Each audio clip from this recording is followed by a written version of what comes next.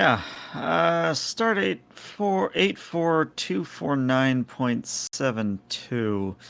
My sister Aspen has recently arrived on the USS Victory.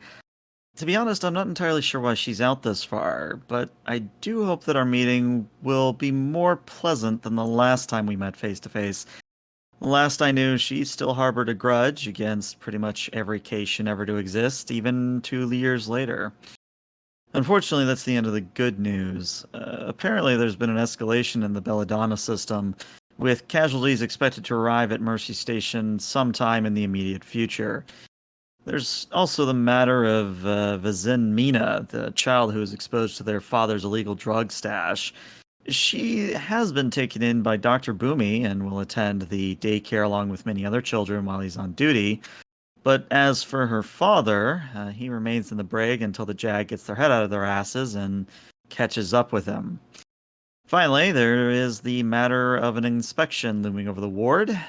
I foresee no issues based on how things have run thus far, yet even the mention of Ozada's memo has some of the nurses feeling distressed. I suppose time will tell. And log.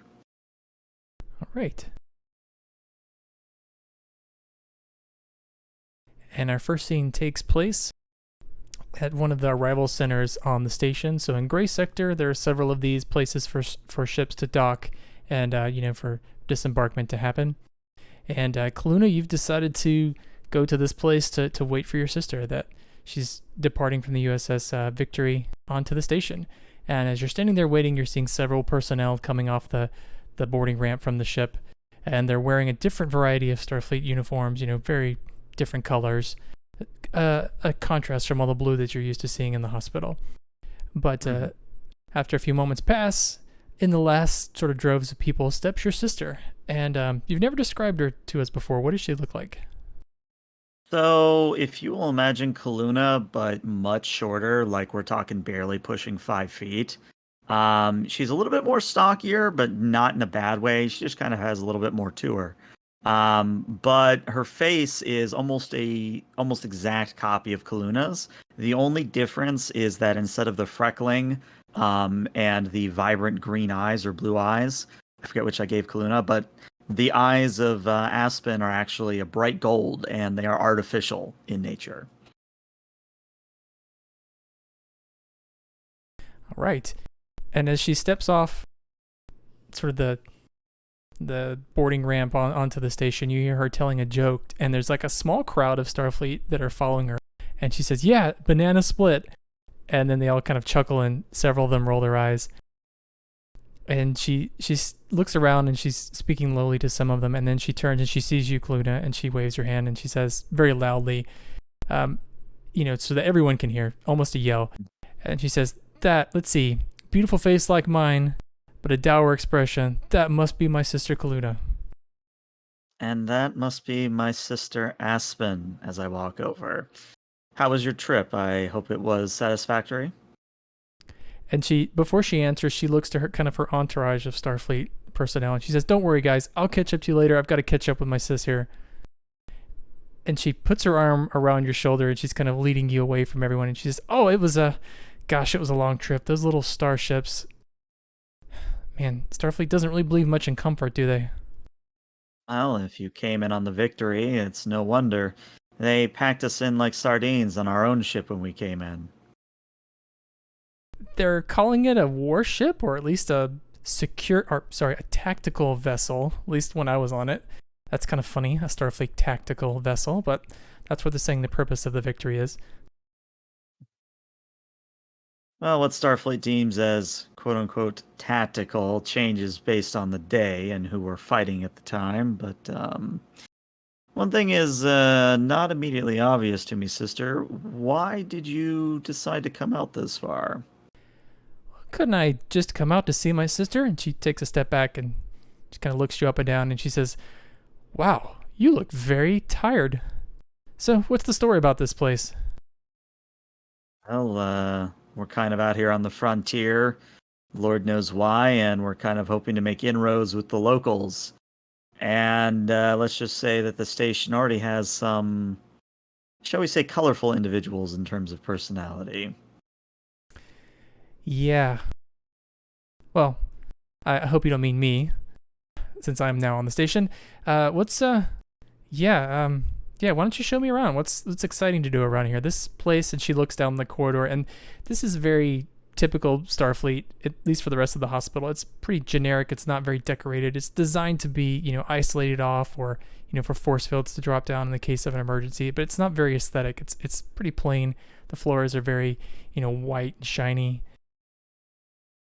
Well, that is what you will expect in this part of the station. I do not believe I could give you a tour of my own ward. I believe that would be inappropriate, but I can at least take you to where greenery is and where a nice lake is located. The only issue is we're going to have to take one of the turbo lifts, which, if you thought the ones on the Victory were bad, imagine something about twice that size, but with 4 times the people.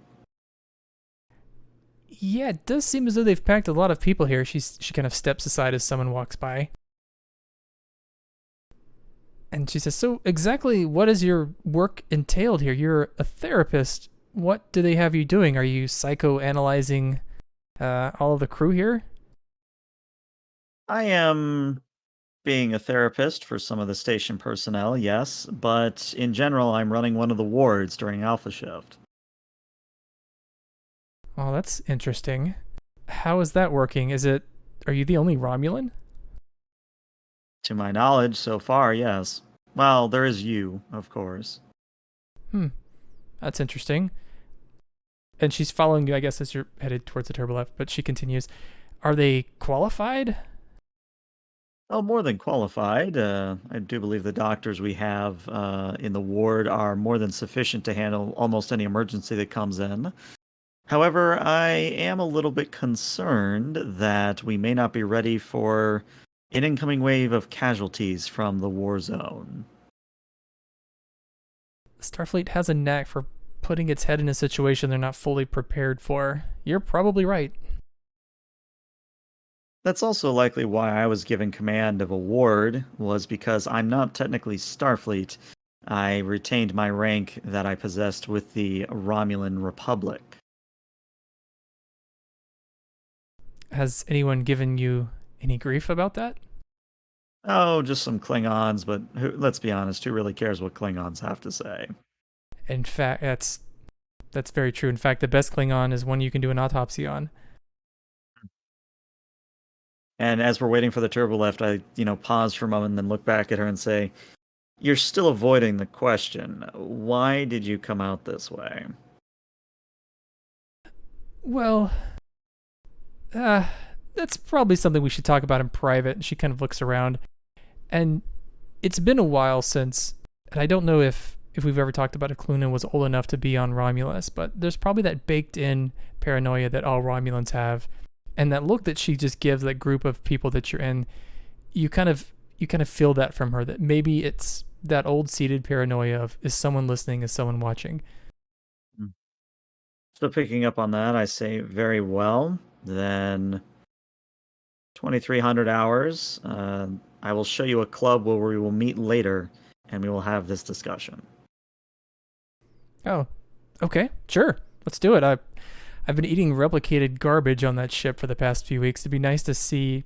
Do they actually make food here? There are some places which use quote-unquote real food, yes. Well, show me around. Let's get something to eat. And yeah, I'll take her up and show her all the restaurants and all the lovely stuff up in, what is it, Deck 5? Deck 4? I forget. Sounds Look at right. the outcars. While that's happening, let's actually transition to the next scene.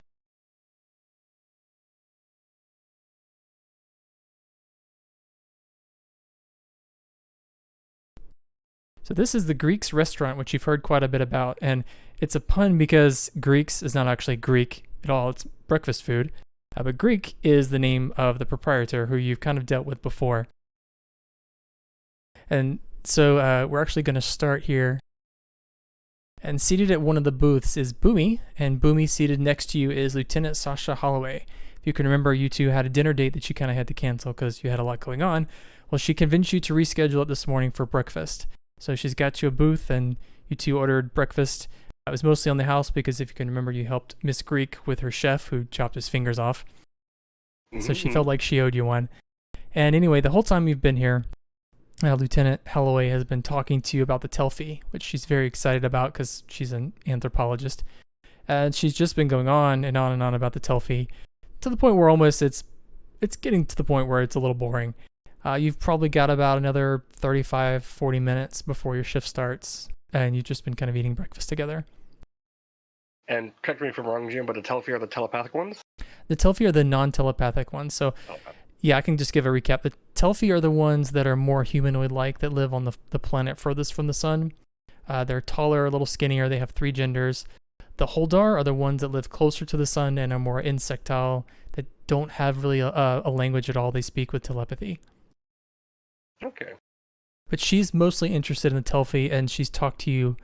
The bits that you've picked up are she's very interested in the 3 genders especially, and their pregnancy, like traditions, or something that's very unique and very interesting. She likes that a lot.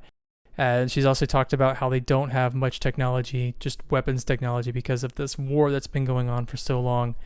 They just, most of their information is just passed through word of mouth and stuff. And she's just been talking about all of her interest in that for a while. Yeah, you just listen and nod. And she says it's very interesting, the 3 genders, especially because there's a male and female gender, which is not unusual at all. But the 3rd gender, the Z gender, is sterile, and we believe that leads to the structure in their society where the Zs are most often the leaders, because the other genders are more responsible for dealing with upbringing and stuff. So it sounds like they've evolved with a different hierarchy per gender, essentially. But at the same time, from what you told me, they also don't discriminate between the genders either. So a male could get into politics if he showed an aptitude for it, and vice versa. And she says, yes, it's different than most cultures that have an evolution in this way, that the genders are traditional, however not strictly enforced with societal norms. It's strange, refreshing, and odd at the same time. They do have a deep sense of tradition and a religion, but it's, I believe, because of the amount of casualties, the life expectancy is quite low for their entire race. And you said that their history is mostly converted with verbal stories, folk tales, and the like. Yes, indeed. Their technology is quite primitive. I've been told that their weapons are comparable to Starfleet weapons, but past that, they still write things down on paper. They don't really have much of a electronic data storage even. That's interesting. I would love to interview one of them, like one of their elders, and, if permitted, pull up memories of their early lives to see how their traditions may have changed from being a young individual to when they're an elder and to another generation. It's quite an interesting structure. My wife would be fascinated to study them as well. And she kind of leans back a bit when you say that, and she says, "Oh, your wife, huh? Well, yes, she's a paleontologist back on my world, but it's, well, closest time I can think of. How my people store knowledge, typically passing the memory on. But it's more exact. But a lot of the older knowledge was lost during our brutal evolution, and she recently discovered a tribe that was isolated for a long time, and she's back on her homeworld actually attempting to try and reclaim some history. And she blinks and she says, it'll be interesting when we encounter the Holdar. There are neither Holdar nor Telfi ambassadors on the station. They've, I think, just been remotely contacting negotiations with Starfleet, but the Holdar, especially with your telepathic skills, do you think you'll be able to talk to them? From the report I read, it seems that their telepathy is quite powerful, but very different from the Vulcans and Betazoids that they've introduced to them. the Yulians, our telepathy is actually rather different. We don't need to be in close proximity to enter someone's mind. And our ability is much more intense. Our history, the Yulians were unfortunately a very brutal race, where we would attack individuals with our minds. Fortunately, we have moved past that into a more enlightened state. And most people that we encounter or come to my home world, they want to sample the telepathy. For example, I could go into your mind with permission, and I could let you relive a memory in full detail. The closest definition I found within Starfleet's wording would be eidetic memory. You would have the feeling, sensation, the smells, all brought back to you. She leans forward again with a big smile and she says, "Sure, let's try it." Well, focus on a memory. Something that always sits in the back of your mind. Like a song that you can't quite remember the lyrics to, or a story that you can't quite remember the beginning. And she says, "Okay." And yeah, Boomy will just give her a little stern look as he's looking into her eyes, and I don't know how you want to do this for roles, but yeah, he's going to attempt to pull that memory. I think you very easily can pull it, and what you detect is she's trying to remember a memory from her childhood where her household cat had kittens, and she can remember her cat, of course, but she can't really remember the detail of the kittens, and that's just what was on her mind. Okay, yeah, then he'll help pull up memory to the surface in full detail. The experience of her being excited and in awe of watching the kittens being born and being cared for by the mama kitten. The whole sensation shebang. And she kind of laughs as she remembers the full details of the memory, and she says, "I was just a child. I remember our cat had kittens, and my mother wouldn't let us keep them, and she gave them away, and I couldn't really remember the details of the kittens, but I do remember it deeply affected me as a child because I wanted to keep all of them." And she's laughing as she says this. And across the diner here, seated near the bar, is Dial. And Dial, you've managed to make your way here for breakfast. I think Greek also, she gave you a complimentary breakfast on the house for your assistance with the situation with her chef when he was injured. But as you're sitting there, what kind of breakfast has she brought you?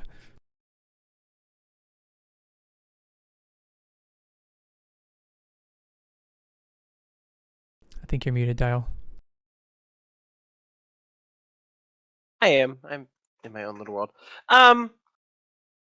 We're gonna go with kind of traditional Earth breakfast of like French toast and bacon.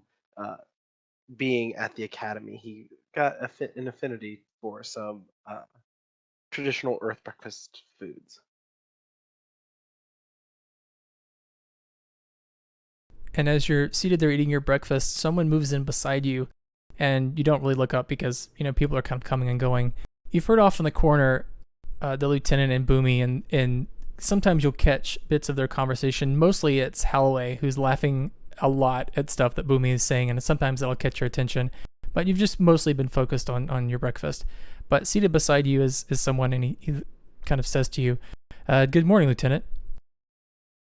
I just kind of, in my food trance, because style, not very much of a morning person, kind of comes back to reality and looks, "Good morning," and like looks at who just talked to him. Seated next to you, it's Commander Pettiford. If you can remember the commander we've met before, he's the head of Ward 5, the first shift. So he's kind of Kaluna's counterpart in one of the other wards. But he's wearing his Starfleet uniform, with his 3 pips on it, and also like a doctor's jacket and everything. I just look at him. Commander, how are you doing this morning? Doing excellent, Lieutenant. And a little more description of Pettiford. He's probably in his early to mid 50s. He's a human male, kind of darkish, brownish, kind of white in some spots. So kind kind of a strong gaze of like light blue eyes as he kind of looks at you. You get the sense that he's really sizing you up as he looks at you, but he does kind of keep a grin on his face at all times. But he says, so how are things in Ward 7? So far, everything's been going well. I got to take a knife out of a Klingon. That was probably the most exciting thing to happen for me. But overall, things have been going pretty well. It's a little different than medical school. Very. But nothing I'm not necessarily accustomed to. I did a lot of helping in hospitals and stuff on Trill growing up. Well, it's good to have more Starfleet personnel on the station. Yeah, Starfleet personnel are great, but that doesn't necessarily mean that we're experts. I mean, I'm general. I don't have near the expertise of some people who are not in Starfleet, although we have our specialists too. I don't mean that the problem isn't necessarily in expertise, it's mostly in training. We are on the edge of a war zone, in fact. True, but we aren't necessarily involved in the war, other than medical aid, which is why this is a medical station. Don't let what the Commodore or even Captain Azato says to you fool you. We are involved in this war, whether we like it or not, by just being here with our hands in the situation. We're involved. Well, that's like saying bordering countries involved in a conflict back on Earth, even though it had nothing to do with it. Think of it this way, Lieutenant. Imagine you're in your quarters, and you hear in the quarters adjacent to you a couple, and they're shouting, and they're screaming, and they're throwing things around, and it gets violent. What do? Do you report it? You don't report it? You're involved.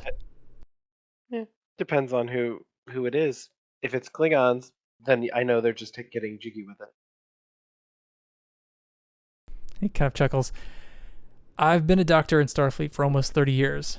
I've been on planets, starbases, starships, all over the galaxy, you name it. And I'm telling you, I've seen situations played like this before. We're getting involved. Oh, I have no doubt we'll somehow manage to wiggle our way into it. The Federation and Starfleet likes to sometimes poke their nose where they shouldn't, but it's also how we eventually get stronger. You know, you're young, you have a long career ahead of you. And being a doctor in Starfleet it's its own set of challenges. Like I said, I've been doing this a really long time. I'd like to give you some advice, Lieutenant. So I just kind of raise an eyebrow. So, like I said, I've been around the galaxy. I've seen just about everything the galaxy has for us. And you might ask, how do I do it? How do I deal with? And as he's talking, you can tell he's kind of talking almost to you like you're an audience, not as if you're a person. He's kind of on a soapbox here.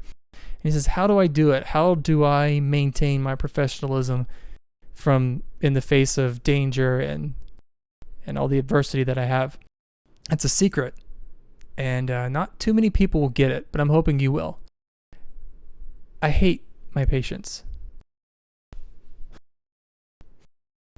Not the way that you might be thinking, but by hating them, not seeing them as ordinary people. It gives me the freedom to do whatever I have to.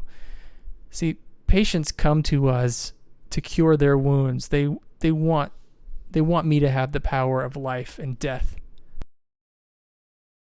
They come to me to heal their pain, to remove their injuries, and for us to fix everything, to make things better.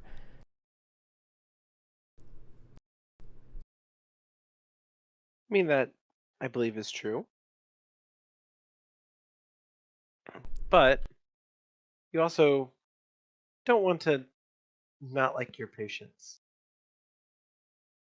You see, when you're there trying to make friends, Lieutenant, all of a sudden, when you have to make a hard choice, in the back of your mind, when you see that person as a friend, you don't have the detachment you need to make that choice. The way I see it, is I focus on the patient in front of me. No matter who it is, I'm going to do everything I can to help that patient. The next one on the list is the next one on the list. The one in front of me is the one I have to worry about at that moment. Of course, we want to do whatever we can to help patients. That's the job. But how we help them and that detachment is what'll keep you able to do your job. I've seen plenty of doctors before that made great grades, passed all sorts of exams, but as soon as the injuries came in, they completely collapsed under the stress. But you also have to not judge somebody on their first experience.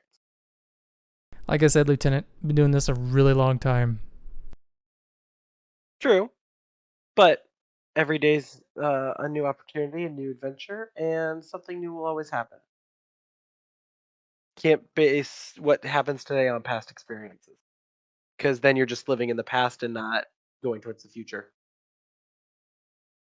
But it'd be foolish to discount experience. Experience is how we grow. Oh, absolutely. But that doesn't to say that somebody new doesn't have the experience to do something. Whether a person cracks or not on their first day in an emergency, it doesn't necessarily define them. It's what happens after. Do they completely break down, or do they rise to the occasion on the next run? And his smile grows larger and he says, like I said, everyone can pass an exam. When those injuries come in, that's when you find out what people are really made out of. Your chief, for example. On paper, she's a fine therapist. Certified all over places in Romulan territory when there was Romulan territory, I should say. But who knows? I mean, just because she got trained somewhere else doesn't mean she doesn't know how to do her job. Oh, I'm sure she can do her job, but my concern is mostly the type of training she's received. Romulans are, by nature, duplicitous creatures. You can't have... You have to trust the people you work with. That's not ingrained in Romulan society. I wouldn't necessarily say that. They have a different version of trust than what we would on Earth or on Frill. Um, but that doesn't mean that there isn't something there. I trust her. Maybe it's blind trust, but I trust her to do the job. I trust her to do the right thing. But she's my boss. That's my job. It's always good to meet someone that can follow orders. And his comm badge beeps, and he says, "If you'll excuse me, Lieutenant, I'm expecting the captain for an inspection of Ward 5. I believe you're next, and you probably want to finish breakfast soon." I'll be finishing up right now. Have a great inspection. Thank you. And he kind of steps up, turns, and walks away. I just turned back to my food. Speaking of following orders to a T, under my breath and finish my food. And as the diner is starting to clear out, you do notice, Boomy, Sasha's still going on and on about the memory that you've helped her to pluck about the kittens, but you see Dial sitting on the edge of the bar by himself. I'll just give her a few more moments to speak, and then I was like, well, as lovely as this was, it looks like it's coming to an end. I'll have to get ready for my shift, and I see one of my colleagues there. I think he might need a helping hand back into the ward. That a morning person, I think. She starts to stand up as you do it, and she says, "Oh, thank you, doctor. This was great fun. We should definitely do it again." Certainly, it's always interesting to make new friendships. She says, "Absolutely, and maybe next time you'll share with me one of your memories." Well, that should be very possible to do. Maybe the First time among the Singing Mountains. I think I was a child then. I've never heard of them. I'm looking forward to see it. He'll just give her a head nod and smile and walk over to Dial. And pat him on the shoulder, big old hand. Doctor?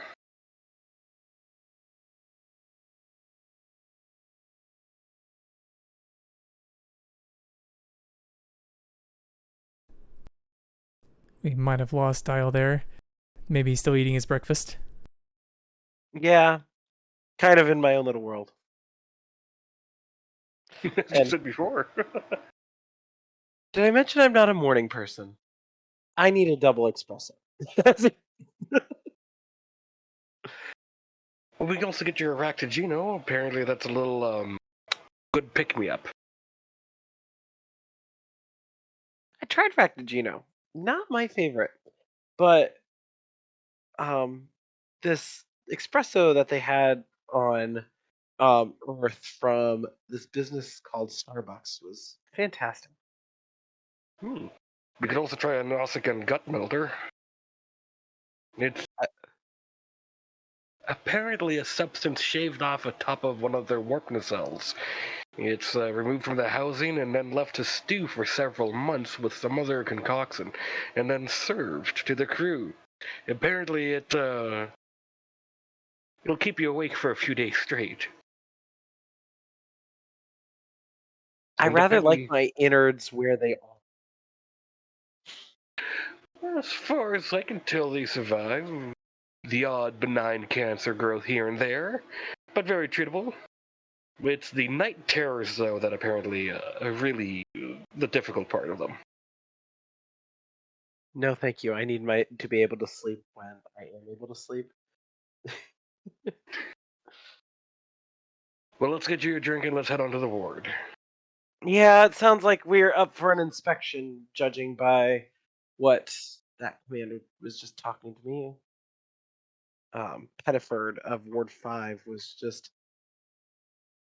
trying to tell me basically that, at least what I got out of it is he's expecting me to fail.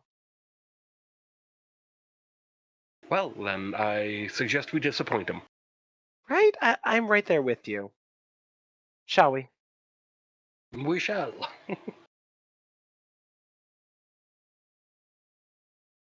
And next we move to Ward 7. So, Kaluna, you're going to catch up to these guys just a few seconds later. But Dial, as you and Boomy make your way down the ward towards the nursing station, you see Zila standing in the front. So there's a large open area that kind of faces to the hallway. That's the main part of Ward 7. And the nursing station is connected off of that. And what she's done is, sort of in the hallway portion of the ward, she's created a giant banner that she's hanging up over the front of the nursing station. And it says, "Hello, Telfi, welcome to Mercy." And she's written it in very bright letters, and there's glitter all over it, and she's in the process of hanging it up. Now, what's all this? Interesting. And Zila turns. Remember, Zila is the denobulan. She's more of a technician. She just mostly keeps track of patients if you have anyone admitted, and then also coordinates communication with the rest of the wards on the station. But she looks down and she has her characteristic smile, and she says, "Well, I was just getting things ready in case we get some Telfi patients today." And what if we get the other side? And she kind of jumps as she notices Eucluna coming up, and she says, "Oh, well, I reckon I don't know if they can actually read basics, so I don't know if that will even matter, Doctor." Madam, that is highly racist of you, and I must insist you take down this ostentatious display. We are expecting to have an inspection later, and I do not want all this frivolity to look poorly upon us. She says, "Oh, well, I didn't mean it like that at all. I thought it would just, bring a little bit of home to these poor people's lives, being in a war and all. I'll take it down right away, Doctor. I'm very sorry." Well, I do agree. We should have a more homely feel to the place. And after all, it does make someone feel more comfortable if it's more warm and welcoming. As long as it's not intruding on efficiency. Very good, Dr. Boomy. I hereby approve your requisition for 30 lava lamps. Oh, Ooh. I have no idea what a lava lamp is. I understand it's an earth trinket. It's uses a lamp to heat up some liquid that apparently has different, not boiling points, but basically the liquid sort of circulate as it's heated, and it apparently is almost like having a fish tank. It mesmerizes people, lowers their blood pressure, all that sort of thing. Fascinating. Works really well if you lower the lights. Ah, mood lighting. I've heard about this. Well, we could do that. We could turn the lights down, make it a little more homey. Let us wait until after the inspection to try that.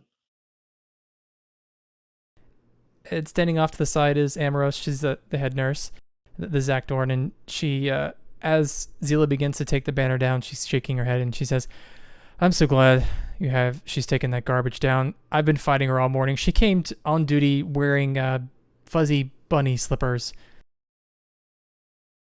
I just cock an eyebrow at that. Fuzzy bunny slippers? They're from Earth. They're comfy. Oh, I'm not doubting their comfort or their style. I simply am questioning the why.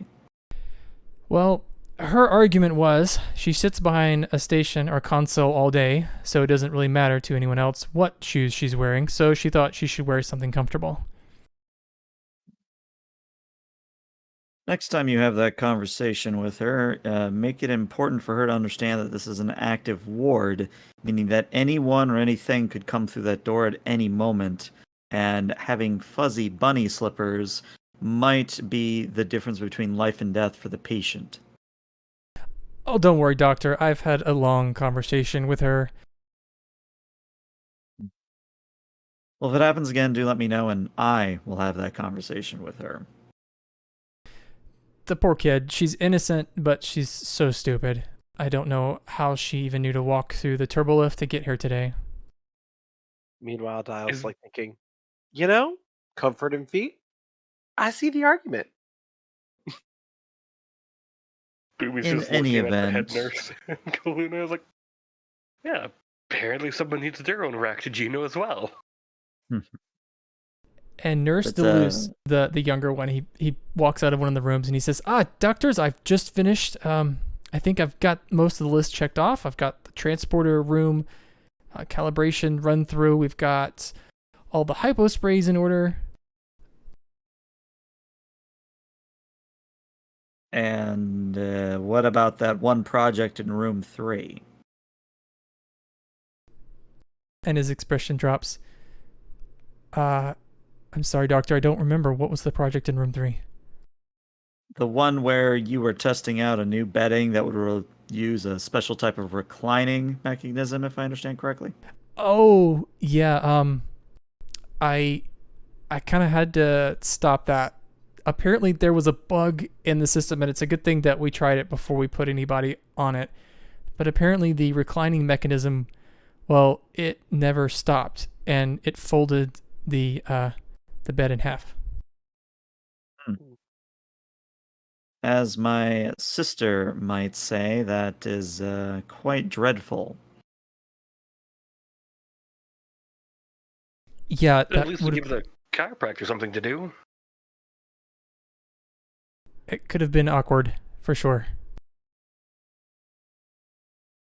Well, and I checked the nearest chronometer. About how long do we have until the inspection? You have about 2 minutes. All right, places, everyone. Get that banner down. Get this glitter out of here. I want everything presentable in 1 minute. Boomy's just gotta walk up to Kaluna. I was like, everything okay? Oh, everything's perfectly acceptable. I simply am a little bit hesitant about this inspection, as well as my meeting later with my sister. Oh, it's just, you sound down. I always sound like this. He just raises an eyebrow at you. I was like, do you? I'm fairly certain, yes.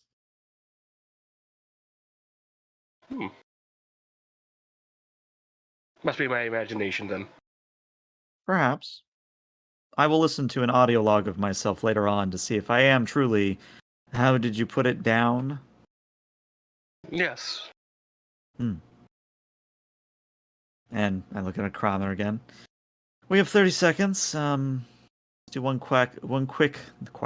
Let's do one quick walkthrough of the rooms to make sure everything is in its proper place. And I just start, haphazardly and at random checking each room just to see that everything is where it should be. Boomy will waddle behind you. And you make it to the end of the hall almost to where the transporter room is, when just a few seconds early, the doors at the end of the hallway open and in walks Captain Ozato. So remember, Captain Ozato is the chief of staff in the entire station. She's wearing her blue Starfleet uniform with her captain's rank pins on it, and also a blue coat as well. And she's carrying a pad, looking very, very dour as she walks in. Just as usual, her uniform is pressed. No wrinkle would dare put itself on her uniform, but her Andorian antenna kind of turn and spin as she walks down the hallway toward you, and she gives you kind of a just lazy look. And she says, "Doctors, good morning." Good morning, Captain. How have your inspections been thus far? Disappointing, but to be expected. Well, I am going to hope that Ward 7 meets and perhaps exceeds your expectations. That will certainly be a surprise, Doctor. Why don't you take me through the ward? And yeah, I began walking her through each room, showing off what we have, showing that hopefully everything is where it should be. But I maybe push her past room 3 a little bit quickly because I'm not sure if the bed was fully fixed. But yeah, I mean, I'm just as much getting inspected as the ward is, so I'm kind of waiting to see what she reacts to and what questions she is asking.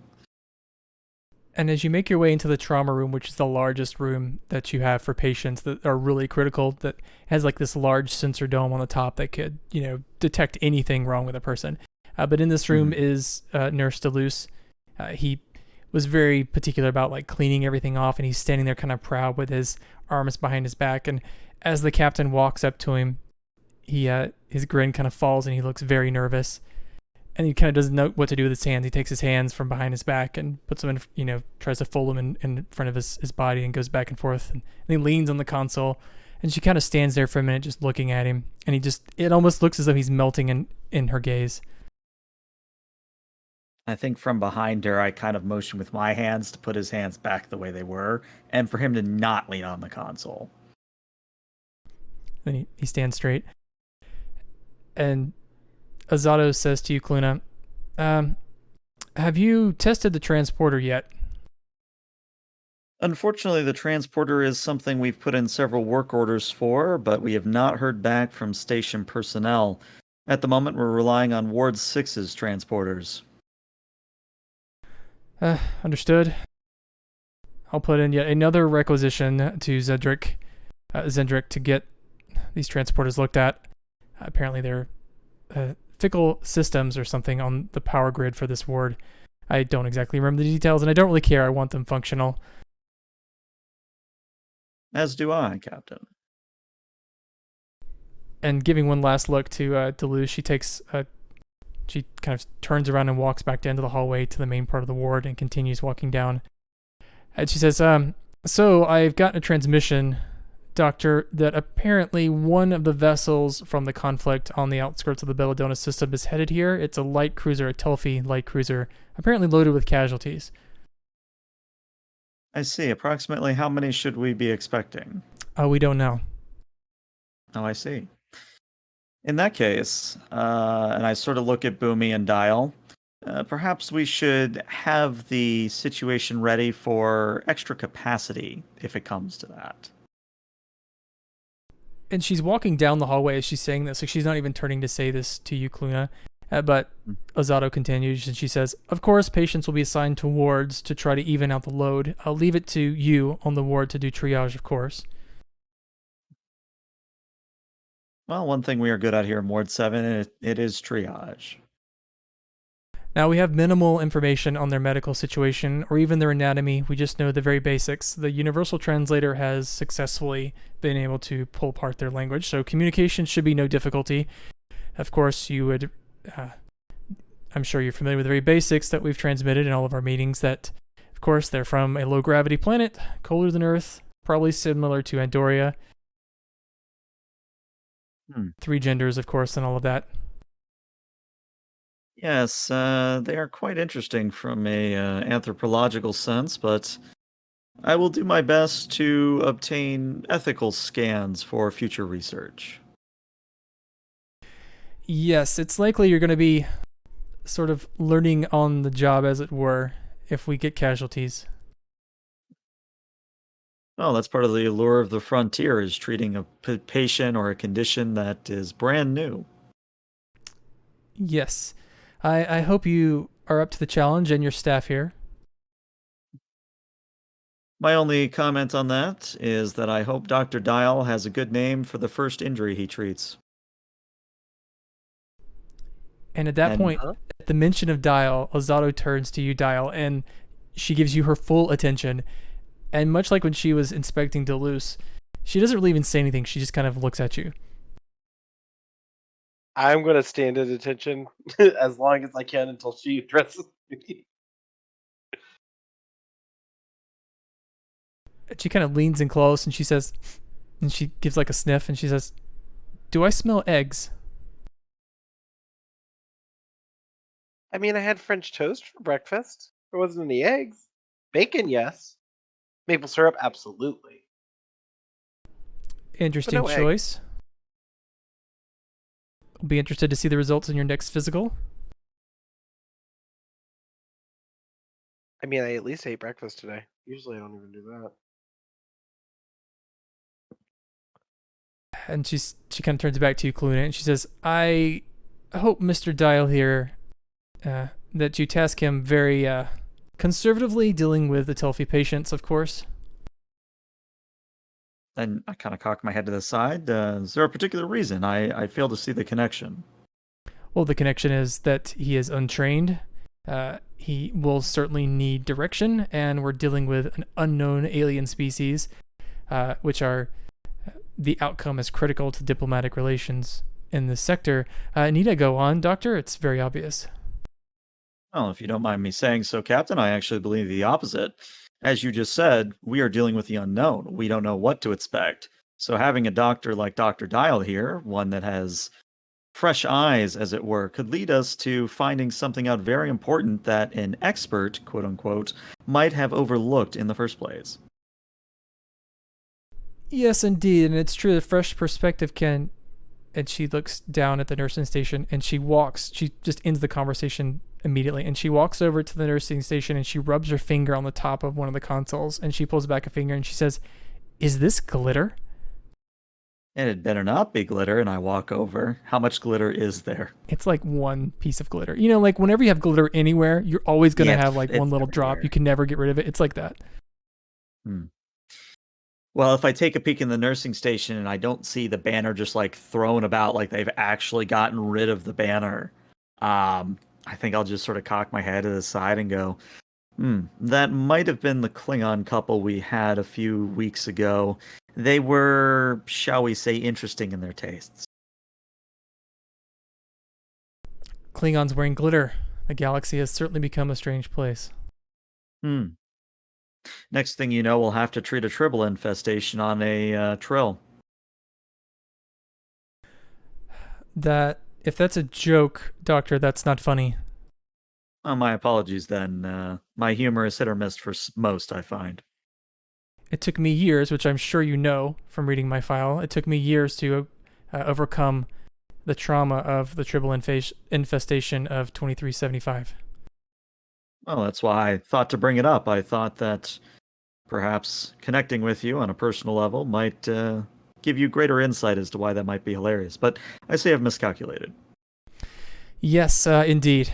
Now, Doctor, I'll let you get to cleaning this up, and she kind of looks at the console like it's an insect that's personally offended her.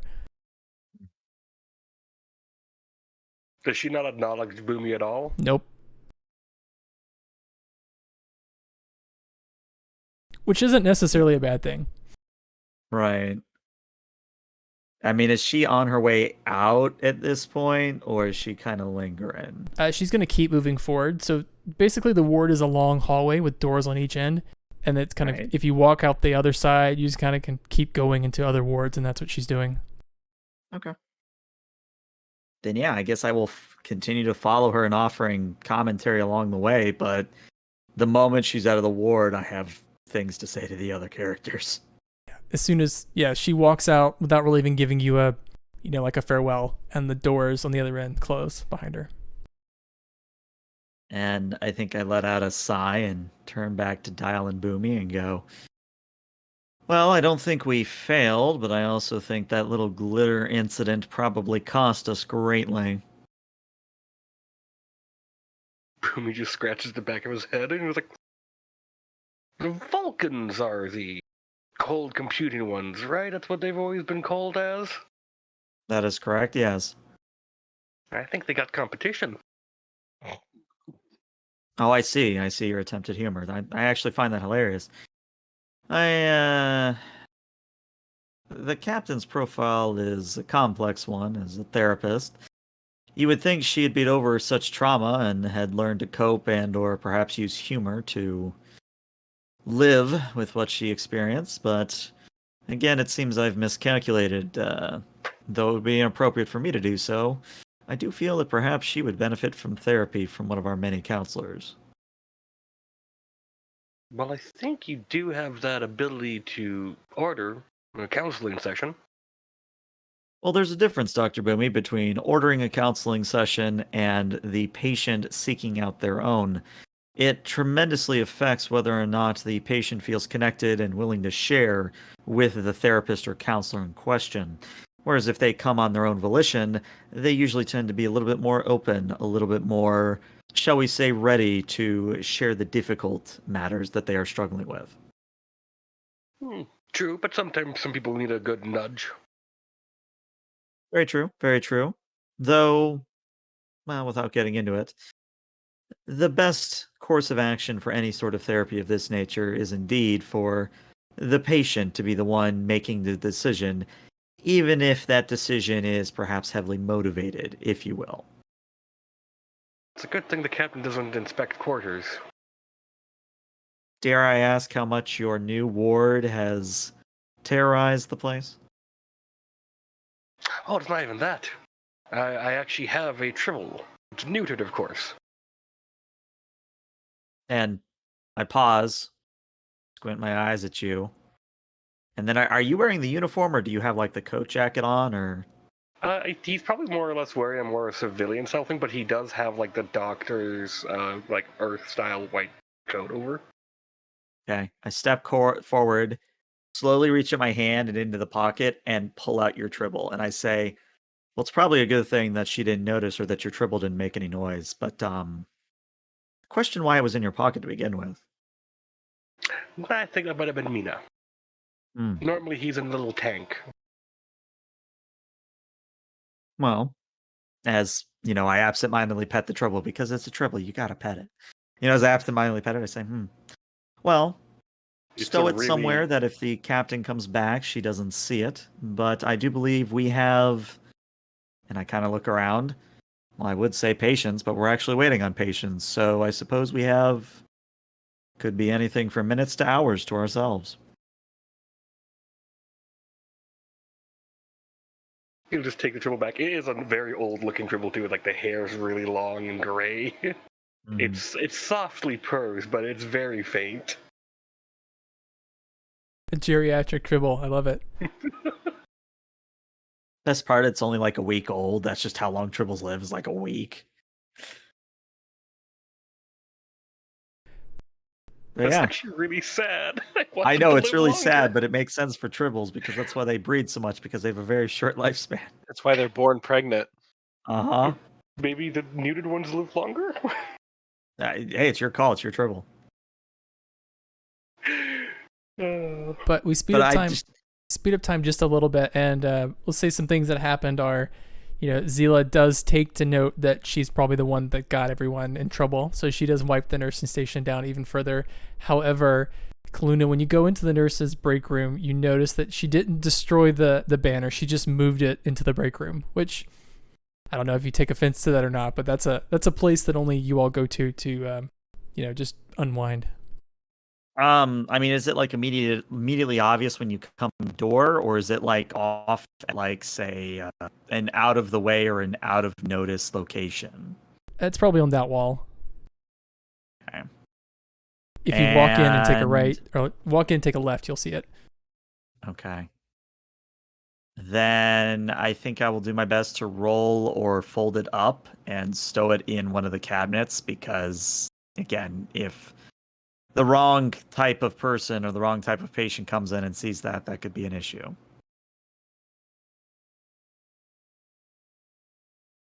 Some more time passes, and as you're all relaxing and everything, Zila, she kind of stands up from her station and she says, everyone, we've got some incoming. I've heard that Ward 5 is rolling in some patients because our transporter doesn't work, of course, but we have 4 injured Telfi and apparently one of their doctors coming in.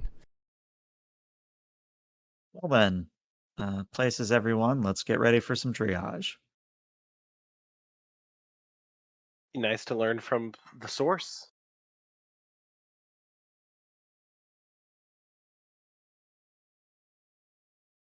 And walking in through the double doors, escorted by security personnel because they're not actually, occupants of the station, is a Telfi female. And as the first Telfi that you've ever seen, I'll describe her very briefly.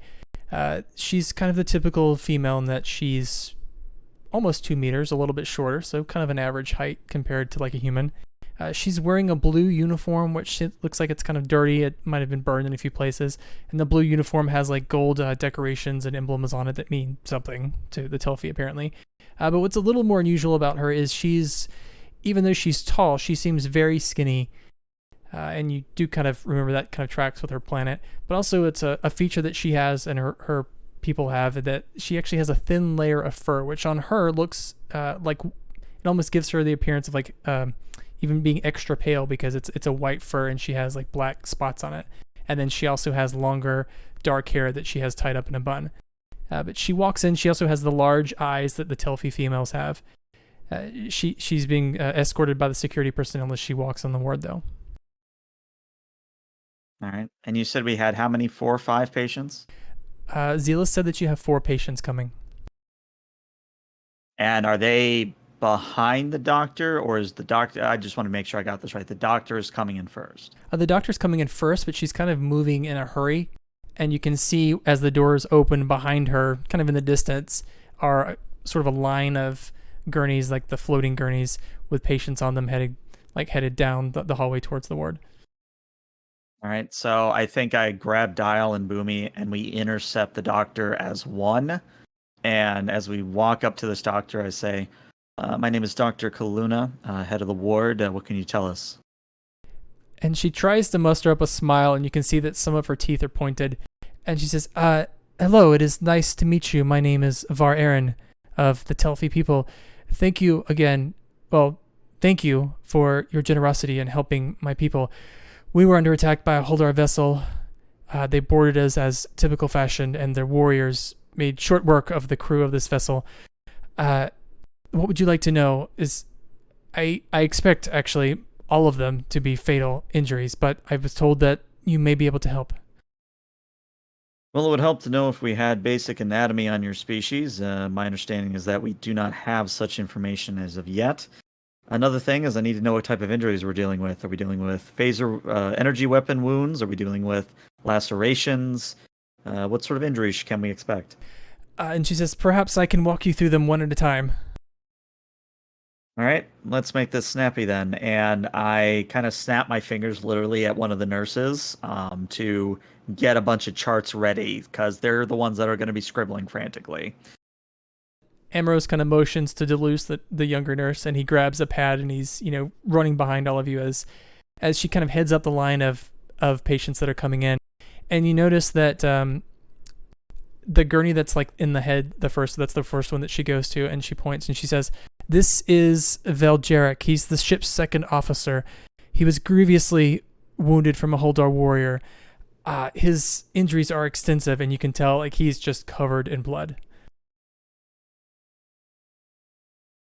And I'm assuming that it's enough blood that I can't tell where it's coming from. Yeah. All right, so I turn to our visiting doctor and I say, again, can you be more specific? Is most of this his blood? Is it the warrior's blood? I need to know how to seal up these injuries. Oh, I forgot. You don't know much about Holdar either. Holdar warriors do not bleed. This is all of Veljaric's blood. His number of injuries, I've examined them. There's nothing that I could do for him. He's also lost a lot of blood. I think he has lots of internal injuries. I don't think he has much longer to live. I pull out my tricorder, run it over him. If this was Star Trek Adventures, I'd know what to roll, but is it fair for me to make something up, or do you have something in mind? I'd like for we'll do a roll here, but I'll ask, especially because Kaluna's a therapist. It's important here. Is this something that the scan and the results? Is this something that Kaluna will know how to interpret, or is she kind of faking it? I think, as much as she's a therapist and a neurologist, she still had to go to basic medical school. So I think she knows enough to tell the difference between, say, a broken bone and just a deep cut, if you get what I mean. Okay. So what would I roll here? Stick my hand in, maybe? Well, are you going to try to treat Veljaric yourself, or are you going to hand him off to someone else? Well, that would be dependent on the tricorder scan. If it looks like it's something that she can handle, then she'll get involved. But if it's something that she either doesn't have the expertise for or something that she can pass off to Boomy or Dial, then she might, delegate.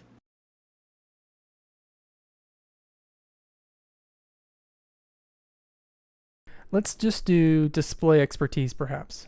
And that's a plus Display brains. expertise. All right. Is it not? I'm not seeing the dice icon next to it. Oh, no, there it is. A 7. So a 7 with a weak hit. Let's see. I can tell you an interesting fact about the current situation. But it does have that other side of it where you do fumble, hesitate, or stall. So I'll tell you an interesting fact about it. An interesting fact is that your scan reveals that the Telfi aren't too different anatomically than like humans. Like have one heart, 2 lungs, things like that. So that's good because you've heard that the Holdar are like wholly alien from what you've been able to discern. So it's good that the Telfi are somewhat of an unknown. What you fumble here is the trauma you can tell is severe on this person. And that is a little beyond perhaps what you know how to deal with because your tricorder is just like red everywhere and it's like, injury here, injury there and all that. But you kind of stumble a little bit and that you don't exactly know off the top of your head. Like if you were going to treat this guy, this is a little outside of your area of expertise. So I think I simply point to, we're doing this in a very rapid fashion, so I have time to do this. So I say, all right, let's put him in room 1 next to the trauma room in case we need to move him over. What can you tell us about patient 2? And the next patient that she walks to, she says, "This is Varhera. She's an engineer on the vessel. She was lightly wounded with a gash on her arm." I assume a visual inspection will confirm that. Yeah, and Varhera, she's holding her arm. She's kind of got like a piece of torn cloth over it. The cloth looks like it's sort of wet with blood, but as she's she's kind of sitting up on the gurney, she looks very fatigued. I look to Aaron and I say, I thought you said that you expected all of them to be fatal. I see nothing wrong that we can't fix with a laceration. Is there more to this patient? Varhera's blood loss is typically something that is fatal. Well, if we are able to synthesize Klingon blood, we can certainly synthesize blood relevant for this patient. And I point at room, because I'm trying to figure out how to do this. Point them in room 4, and then I'm going to have Dial go and do the blood generation. So I'm going to put Dial on patient 4 here, I think is what we're going to do. Okay. All right. Alright. I will head off to patient 4. I'll follow the gurney in. What is that? Somebody tell me if that was an accident or if that was real. That wasn't me.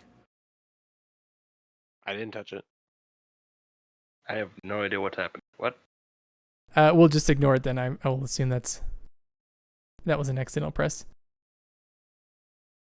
Well, I know it popped up the moment that Veljaric started to glow. I don't know if that's intentional.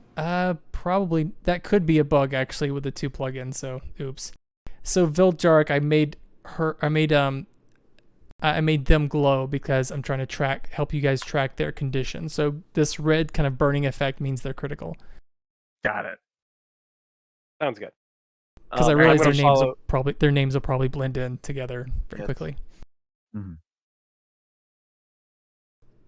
Sorry, go ahead, Dial. You had something? I'm going to follow Varhera into her room and start scanning and see if I can start getting kind of the genetic sequence to see if we can synthesize blood. All right, and right behind Hera are 2 more patients, and Var-Aaron begins to talk about them, and she says, next on the list, this is Vincorus. Vincorus looks like a male, and the difference in the males and females are that Vincorus seems to be a bit shorter than like Var-Aaron. He's a bit squatter, and his features actually look a little more wolfish. Like he actually has a longer nose, and his mouth actually extends in a small snout. But she explains that he's a security officer on the ship, and he's actually lost his arm, and he's also bleeding very heavily. All right. Let's put him in room 2, and Boomy, if you want to take that one. Then we'll just nod and follow Vincorus. And as Boomy passes, I kind of lean in and I say, if it looks like you can stop the blood loss and have them stable enough to survive until we can replicate them a new arm, move on to Veljaric in room 1. Understood. And this like blue shimmer that he's got is also a condition. I'm saying in order, they're probably okay, which is just nothing. Injured, which is this blue shimmer, and critical, which is the like red flame, and then dead, which is you'll see if someone dies, they turn black. All right, last patient. What do we got? The last patient, she calls it's another male, and she identifies them as Vin Darren. It's a navigator officer on the vessel. His station exploded, and he has heavy burns throughout his body. That I know I can handle personally. So I grab a dermal regenerator and I say, all right, let's move Vindarin into room 3, and I will do what I can.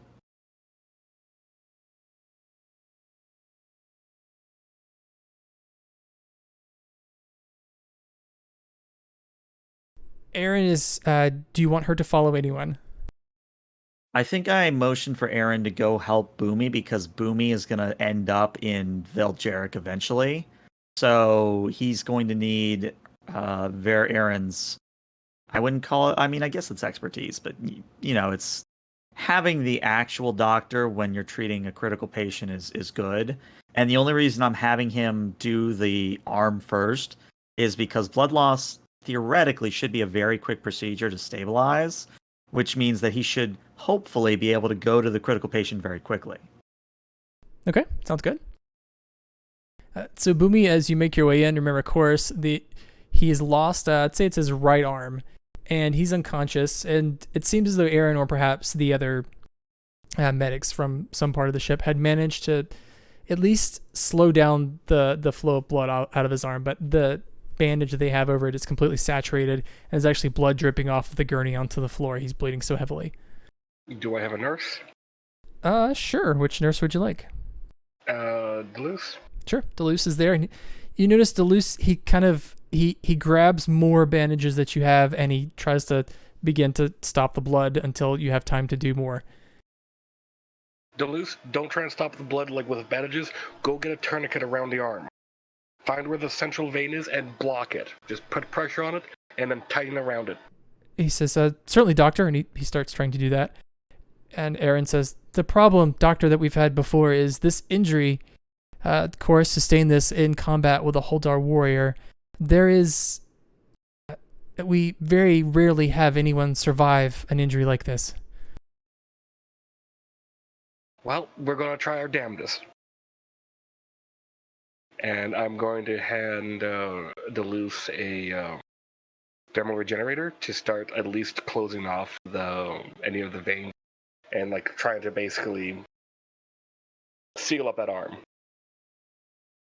And as he begins to scan, the thermal regenerator up and down the arm, trying to close or at least slow the blood loss, he tries again and again, and he wipes his head, and you notice that like, as he wipes the sweat off of his brow, he leaves a trail of blood from the patient on his own head, but he doesn't really pay attention. And he's like, "Doctor, this wound is just not closing. He won't stop bleeding." Then we're going to do something a little old style. Go heat up something metal, flat. Make sure it's sterile. Okay, there's a phaser in the locker. I could get that. Or there's a scalpel, laser scalpel. Laser scalpel will work. And then he turns and kind of runs out of the room. And as this is going on, I am going to roll him onto his left side. So like the blood has to work a little harder to try and pump it with the right arm. Boomy, if you could give me a display expertise here. That's a plus brains.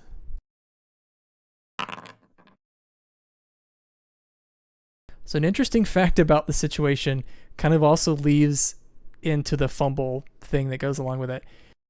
Deleuze was actually doing the right steps to slow the blood flow here. The blood loss, rather. But he did that, and then he applied the wound regenerator, and that didn't work. There's something going on here about this injury. Like this is not your ordinary like cutting wound that you would expect to see. What type of weapon do the other warrior use? Is it acidic, caustic, what? Erin kind of blinks a moment, and she says, do you mean the Holdar warriors? They use their own appendages. Their appendages are bladed weapons.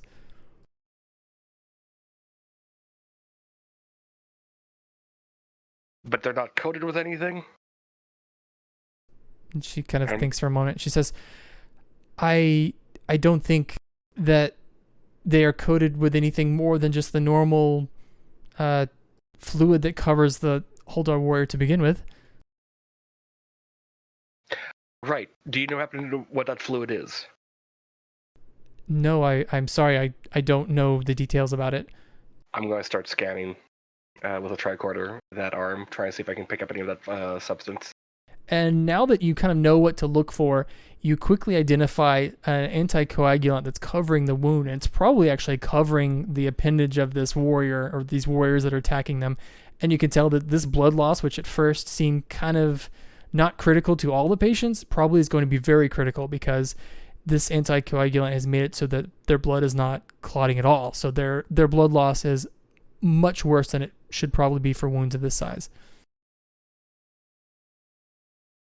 Okay, I am going to grab a hypospray, and before Deleuze does anything, I'm just going to tell him, okay, hold off. We have an unknown substance here. I'm going to assume, I'm going to kind of treat this like a poison in a way. So I'm going to inject him with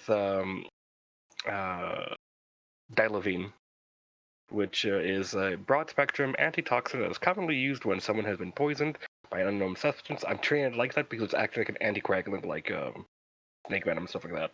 Okay. As you begin to administer it, and this is where we will jump to one of the other rooms, but as you begin to administer it, you hear Zila cry out that Veljeric in room 1 has he's gone critical, which means that needs immediate attention. But before we get to that, let's jump to what's going on with Dial. So Dial, as you walk in the room with Varhera, the situation with Hera again is that she is an engineer on the ship. She was just lightly wounded. She has a gash on her arm. And she's kind of listening. She's the one that's most alert. Like, she's sitting up as you walk in the room, and she says, "Oh, hello, nice to meet you." Hello, nice to meet you too. Let's see if we can't get you all fixed up here real quick. Can you tell me what happened here? And she says, "First, I don't I hope this is not too much of an imposition. And a little bit like Erin, she has wider fur, but she doesn't have the spots. She kind of has like a bluish stripes, actually. And she says, I hope it's not too much of an imposition. Could you turn down the lights a little bit? My vision's a little fuzzy. Computer lower room for illumination to 0.75%. And she says, thank you. Or 75%. Thank you. That was very helpful. And I'm going to get my tricorder out and start scanning the wound. So what happened to you here? Was it a console that broke open? Were you hit with a blade? What happened? Well, one of the consoles on the other side of my engineering station exploded, and a piece of debris, I think, actually cut me. I understand. So you weren't injured by one of the boarders. No, thank goodness I was not attacked by any of the Holdar warriors. Well, that means that you're in a much better position than a lot of them. So I'm scanning her wound. Is there anything I'm seeing that would indicate that I can't just thermal regenerator it? And it looks like that should be enough to handle it, yeah. While I'm scanning, I'm also going to be scanning the blood to see if I can synthesize it. Yeah, and luckily, and this is sort of what Kluna found out already, luckily the Telfi anatomy is very close to humans, and replicating the blood is pretty trivial. All right. Well, Miss Varhera, it looks like I'll be able to take care of you here super quick. I'm going to use this tool, thinking that they don't have this kind of stuff. We call it dermal regenerator. Basically, I run it over the wound itself, and it's going to seal the blood vessels below as well as the gash in the skin. Actually, takes away a lot of the scarring too, and then we'll be able to get you out of here. We're going to monitor you, make sure nothing else is pops on the scans, but it looks like you're a pretty quick in and out case. And she says, thank you, that I would appreciate it greatly. And as she's saying this, she sounds like she's wheezing a bit. I catch it. Are you having difficulty breathing? She's saying, yes, I am actually a bit. And she kind of stretches her legs a little bit, and she says, I just ache all over. That's not good. I'm going to try to do a little bit more in-depth scan to see if I can find anything. She's wheezing, see if there's specifically anything wrong with the lungs or O2 saturation in blood. It could very well be blood loss, which means I need to work on synthesizing blood. Dial, let's do a feign competence here, which is for you. It's plus nerve.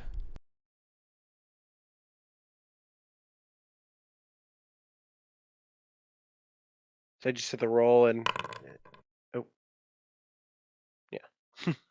So unfortunately, you are kind of unsure what's going on with her. So you do the procedure like that, to close the wound. Like you've done this, 100 times in the simulator in your training, and it's closing up her wound, but she still has these the problems that she's talking about, where she's wheezing, and you can actually see her like struggling to breathe. And as you're kind of getting closing up her wound, you notice it looks like she's sweating quite profusely. But as you close up the cut and you scan her again with your tricorder says that, yeah, like she's not bleeding internally or anything from this cut. It was actually small, but she does still have these very heavy side effects from something.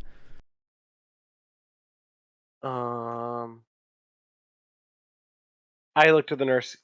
Can we? I don't want to take any blood. Do some sort of a blood test to see if she has any viral infections that would trigger. And do we know what kind of atmosphere they have on their planet? Do we have too much of an O2 saturation in our atmosphere?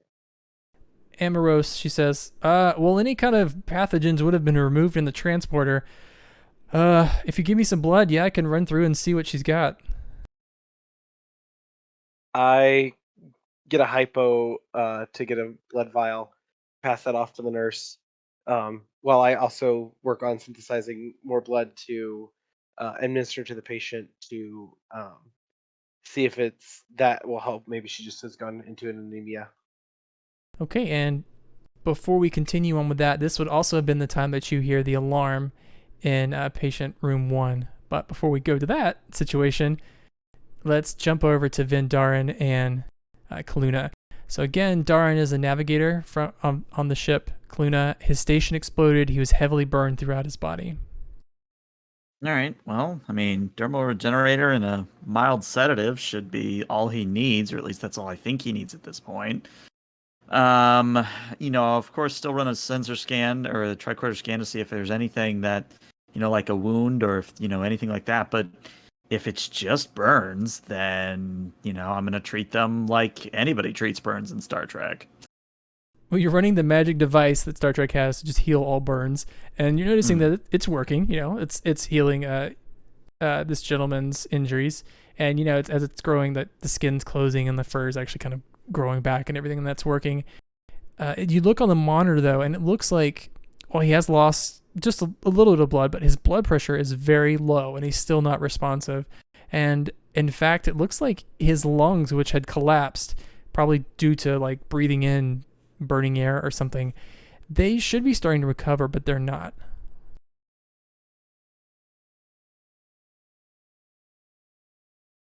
Is it so? Are the lungs still? I guess I'm a little bit confused. So the lungs are collapsed, or they look like they've collapsed?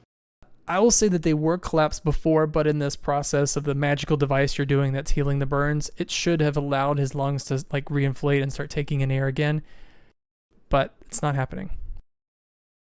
Okay. I think what would I do?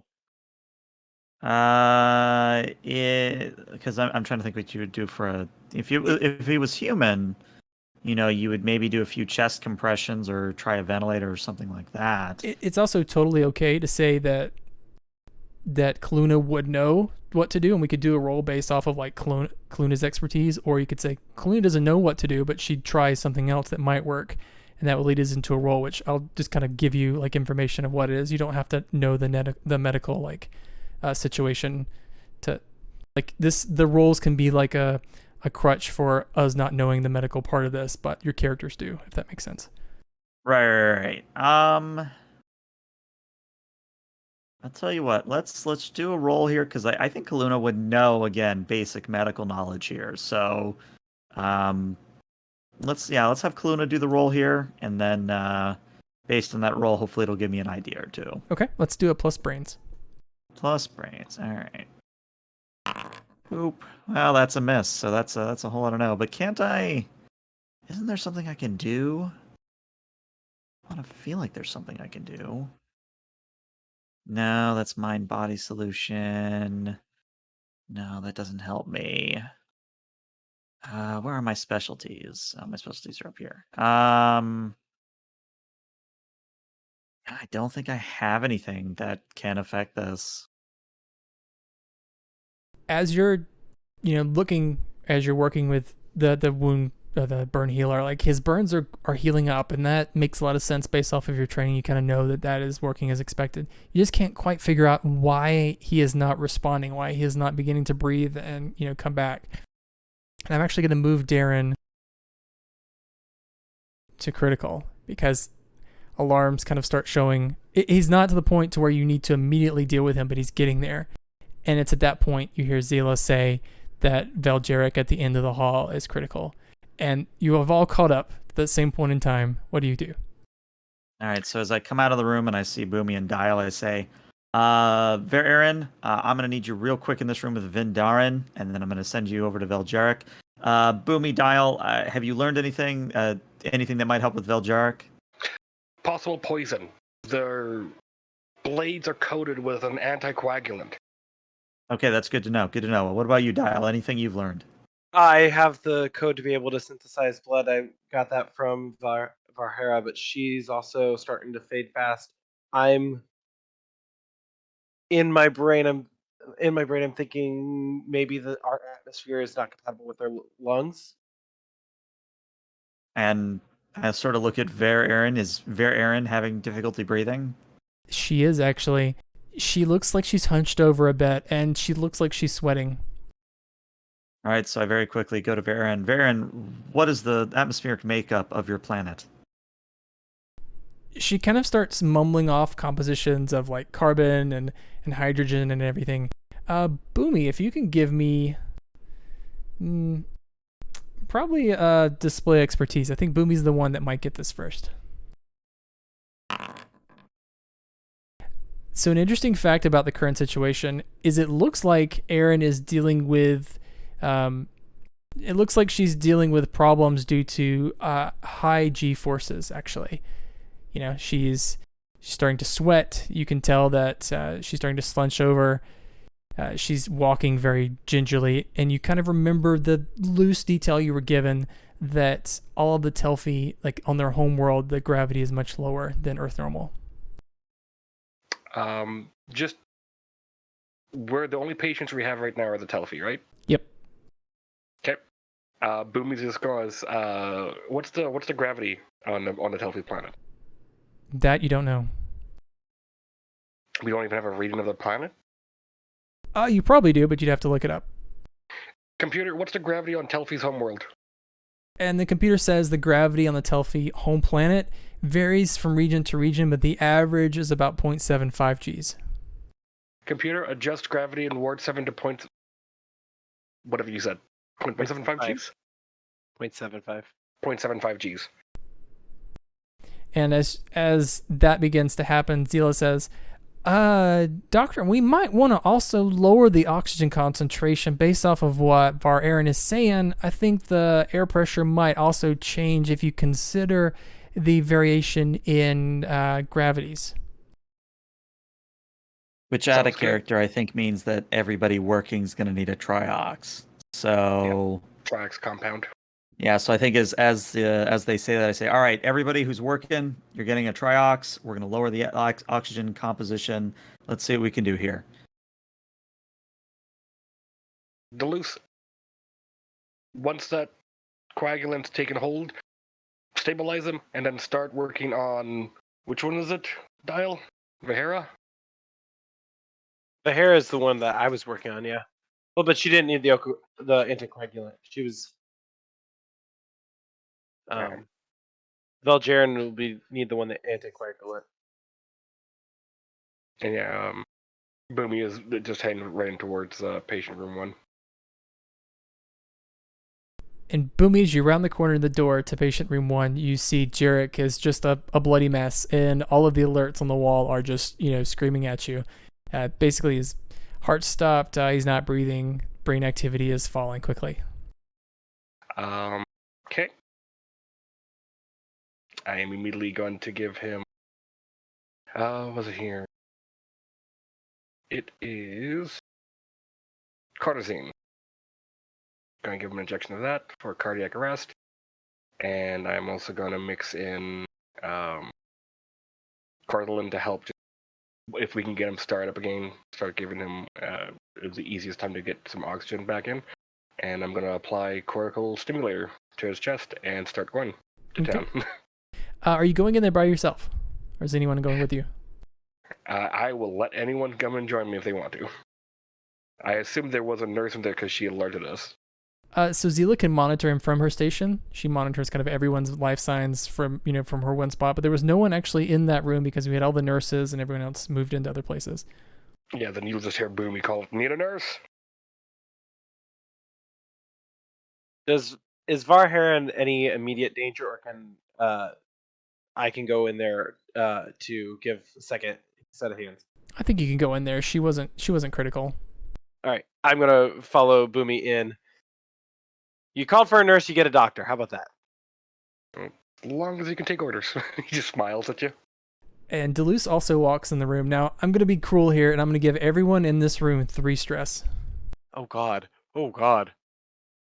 I didn't get rid of my stress last time. I'm at critical stress. I think that's, I'm full fair stress. So, Dial, here's... I'm at critical. So, Dial, here's the thing that you can do. So you were at how much stress before I gave you 3 more? I was at 3 because last time I didn't lose any at the end of the session. Oh dear. Okay. So what you can do is instead of taking the 3 stress, you can give yourself a condition, one of your 3 possible fair conditions.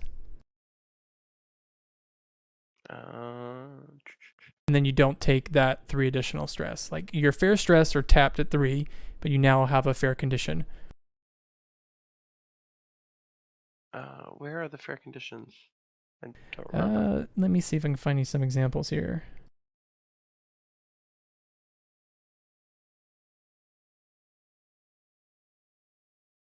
So fair would be like sick, frustrated, nervous. I want to say nervous. Just because, yeah, there's a lot. It is my first rodeo. So that's a way to stop having to take that 3 stress because you filled up your boxes and you take a condition. Fair conditions don't mechanically do anything to you, but they do build up over time and they're a little more tricky to remove. But I'd recommend you do that, and that way you don't take anything in like serious stress or anything. Like you stay in fair stress, you just now have a condition. I will do that. I'll take nervous.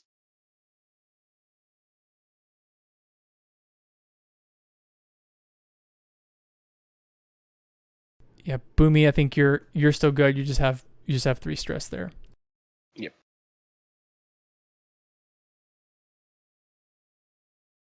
But as you walk in, I'd say Deleuze was behind you, Dial, as you all walk in, and Deleuze kind of freezes for a moment and he says, what should we do, Doctor? Well, first off, we got to figure out where this bleeding is and we got to stop it. We also have to get his heart going as well.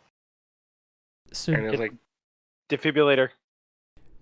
Dial, are you going to continue to help? I'm imagining you're going to work with Boomy on resuscitating the patient. Okay, so why don't you first roll a stick your hand in, and what you do is you roll plus your connection with Boomy,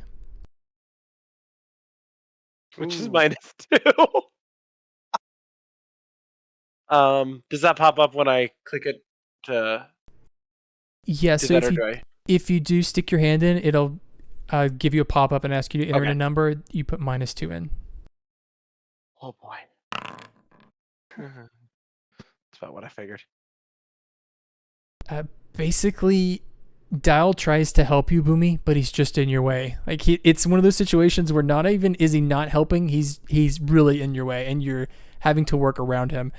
So what I'm going to do, Boomy, is give you an additional stress. Okay. Because not only are you having to deal with a stressful situation with a patient dying, you have to fight off this poor student who's trying to help, but it's just not helping. Sorry to do this, Scotty. Boomy's just gonna like use his elbow and like put it on your chest and just push you back a bit, and he's like, take a moment, breathe, look at your patient, breathing, focus. But Boomy, I could also give you the same thing that what we did with Dial, is you don't have to take that 1 box of serious stress because you've exceeded your fair stress. You could take a fair condition instead and not have to check that box, or you could keep checking the boxes if you want. But if you ever fill up your stress and you can't take any more, your character has to like exit the scene in some kind of breakdown. Okay, so what condition can I take? The fair conditions are a little tamer. You know, they're like you're sick, you're embarrassed, irritated. I'll take the irritated, just a little. Okay. It doesn't have a mechanical penalty yet, but it's close.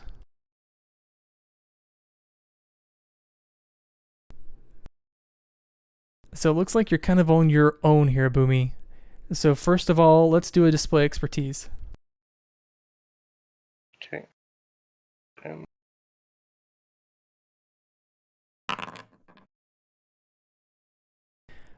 All right, so with the gravity being like augmented down, this is really helping a lot. So Jarek's, as you're doing your treatments, the injection you've given him, you notice his blood flow it's not as bad. He's not losing as much blood. He's starting to the wound healer is closing up those places that are injured. We're gonna inject him with the anticoagulant or the coagulant. Anticoagulant, yeah. to get him, and then start working on a dermal regener on more of the open wounds just to get those off. And at the same time, cardio stimulator to keep his heart going. I am going to inject him with Curlin to help him breathe, and also Triox, which will basically, it's injecting oxygen into his bloodstream, safely. Each injection provides additional oxygen to the patient for up to an hour or two, so tried everything just to keep him going. So the ugly choice I'm going to give you, which is based off of the weak hit that you did on display expertise, is you look up and you look at his brain scan and you realize he's been under for a long time. You could probably heal him physically, but he's probably a vegetable at this point. And you hear Zila say, from her spot on the nursing station that Vendarin, 2 doors down, is going critical and he needs help. So you have to make this decision. Are you gonna keep trying to treat this guy who, if you actually help, may not come back, or would you try to give up and help the patient who could probably, who's not as bad along? I'm just gonna look to Dial. He's like, Dial, go help Vendarin. Yes, sir. And yeah, Boomy's just gonna still try. Okay. Let's maybe jump to Darren's room, which I think, Kaluna, you are still in that room. Correct. And Erin walked in based on, you calling her over. And the two of you are looking at Darren, and she says, "How can I help, doctor?" Well, first of all, out of character, has lowering the gravity and messing with the atmosphere helped the lung situation at all? It has helped. His lungs are starting to inflate very slowly. Okay. If that's the case, then I guess my question is, what is keeping him critical then? Is it the lack of oxygen? Is it, what is keeping him in critical condition? It looks like the lack of oxygen has put him in the sort of situation to where he's started to stroke. And that will happen in a few moments. Like, your character hasn't gotten to that problem yet. But what's happened now is, yes, with the gravity being lowered, his lungs are beginning to fill and breathe, and the rest of the treatment is beginning to work. But the problem is he was without oxygen for so long. All right, then I think knowing that or seeing that on a scan, I'm literally just gonna maybe even knock over a few things as I go to the nearest, hypo spray station, and just I'd like to invent the chemical known as Quadox, because why the hell not? And it's a little bit more powerful than Triox, if you know where I'm going with this. But Sure. I'm going to take this Quadox, as it were, and I'm just literally going to do it right into where I think his heart is. That way it goes into his heart immediately, and then hopefully, based on how much, the heart works, it should get to his bloodstream and his body very quickly. Or at least that's the hope. Yeah, I like it. I'm going to give you 2 stress, though. Sure, which means I don't have to take a condition. Nice. I filled up my track, but I would not tick over. As you're getting the hypo spray together, the alarms are starting to blow over the horn, and Zila is shouting from the nursing station that Darren, his brain activity is starting to spike. Like, it looks like he's going under like a stroke. Basically, parts of his brain aren't getting enough oxygen. As you're getting this compound together, and then coming through the door is Dial. So Dial, what you see is Kaluna getting together an injection. You see the alarms going. Vara Aaron's kind of standing in the corner, very shocked looking. What are you going to do? Just approach Dial. Is there anything I can assist with? Keep the patient from biting his own tongue. All right. Wait, that's a seizure, not a stroke. Okay. I guess I'll say instead, do what you can to increase blood flow to his brain as I get this compound ready. I need just a few more moments. Is there a blood vessel stimulator that I could use? I don't even know if that's a thing in Star Trek, but I'm making it up. Yeah, make it up. It sounds good. I'm grabbing it, and then I'm do a quick scan of the neck region to find the artery and put it above the equivalent of the carotid artery. Let's do a stick your hand in, please. Plus connection with Kaluna. Hey, this was at least a +1. Hey. There we go. I'll take it. So yeah, whenever Kaluna does the next roll to deal with this patient, Kaluna, you get a +1 from Dial's assistance. And Dial, you remember this maybe from your training. This, you're very lucky in this way, in that the Telfi have very similar brain structure to humans. So you put that scanner on his head and begin to, push along blood flow to his brain, so you don't have to so much worry about that. Kaluna, if you can give me a display expertise roll with a +1 assistance from Dial, let's see how this all goes. All right. It didn't ask for the +1, but with a +7, that would be a 7 overall, so a weak hit. Yeah, weak hit.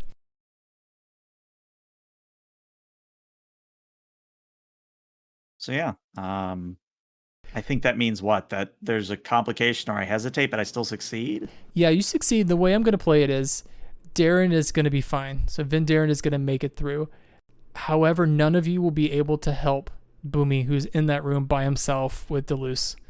Like, it takes so much time, the two of you working to save this patient, that Boomy's kind of on his own. Okay.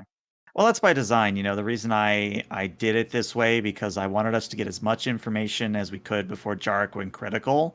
That way, when we did go to treat Jarek, we had that knowledge, we had that ability, which, if, I'm not an actual doctor, but to me, that's what triage means, is you got to get as much information as possible. Then you go to the critical patient, rather than just going to the critical patient first, where you know nothing, if that makes sense. Yeah, and there's something to be said about saving the 3 patients who can be saved, too, Mm-hmm. Then yeah, if Darren's gonna be fine, I kind of pat Dial on the back and says, "All right, let's go check on the other 2. You take Chorus, and I'll look at Hera." Sounds good. And then I point at Aaron. Aaron, why don't you go back to Jarek, see what you can do with Dr. Boomy? Sorry to send you around so much. It's a little hectic right now. And she says, "This is remarkable work, Doctor. I've never seen patients recover like this." Well, that's Starfleet technology and ingenuity at work. It's really quite a marvel. I thank you for your efforts. Indeed. Then I sort of briskly walk out. I don't run, but I make it very clear that I am not on a warpath, but very determined at this point to make sure that, Hera and Chorus are doing all right. Which takes us back to Boomy. So while Dial and Kaluna are treating Vin Darren, you're alone in this room with Deleuze, Boomy, and you have to make... You've looked at the monitor and you saw like his brain activity is basically 0, but you're still continuing to treat him. Yep.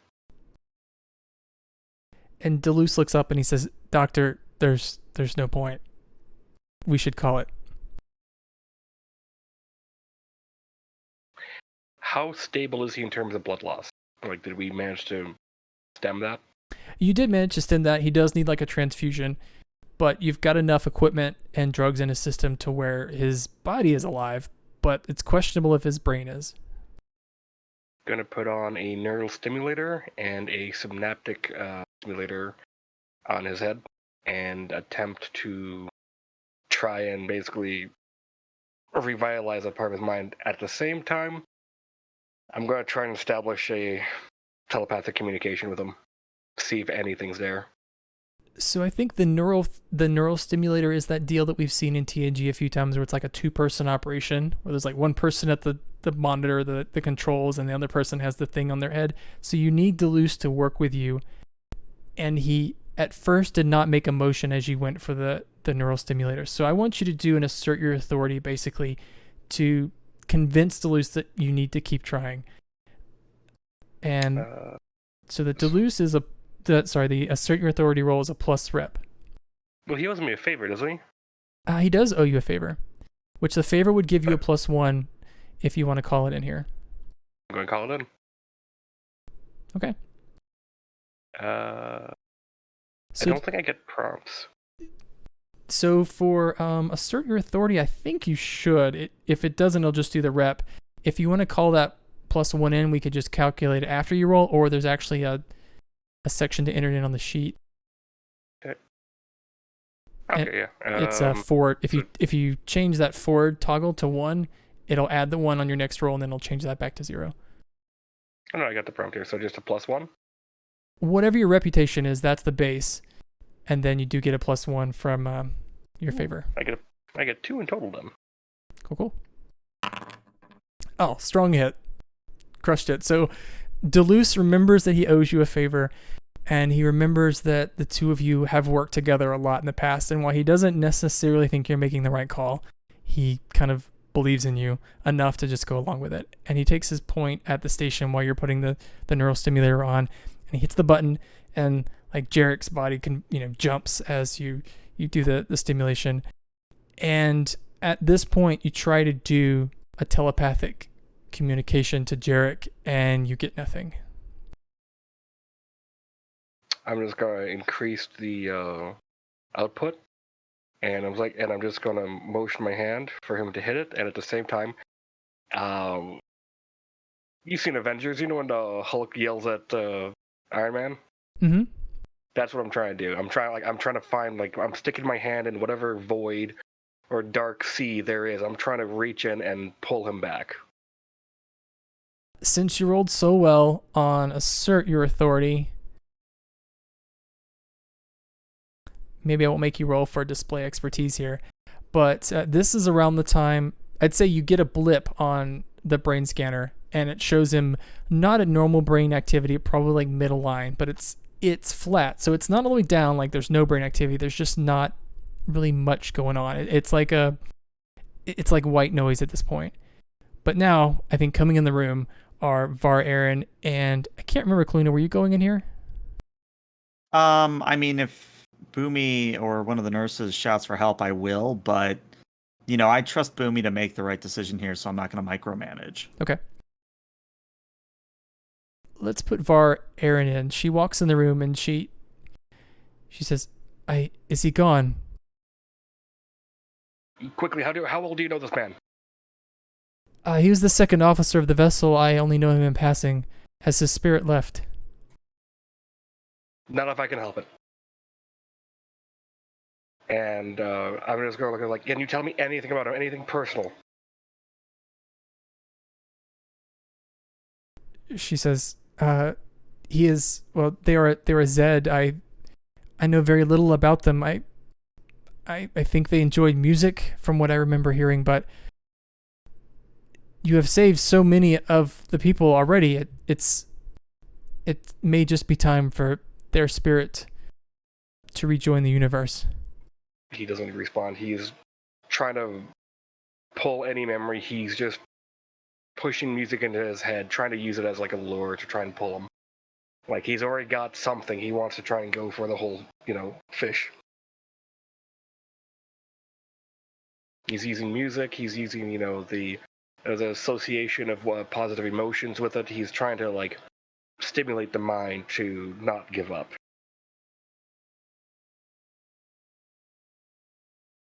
Why don't you give me a show compassion? So a plus heart.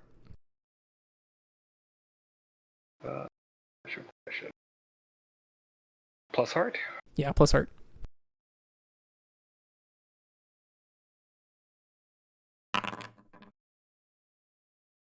So you can ask me 2 questions from that list about either Jarek or anyone else in the room.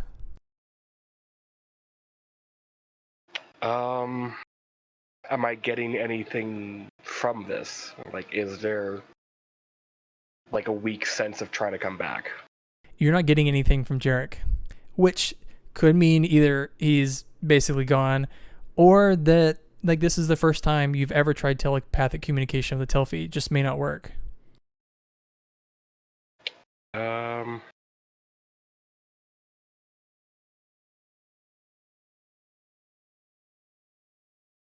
I don't have an idea what to ask for a second question. Suggestions, Jim? I will ask my question to you. What is troubling Boomy here? He doesn't like losing a patient. He hates that loss.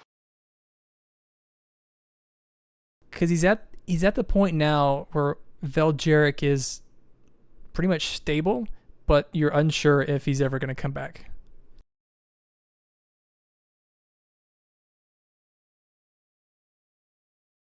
So there is some mild activity then, his body would function. It's just he's in a coma. Yeah, it's like he's in a coma. If you look at his brain activity, I think like healthy brain activity would be like waves or like little spikes and stuff to show like neurons firing. His is flat. I'm just gonna throw this in there.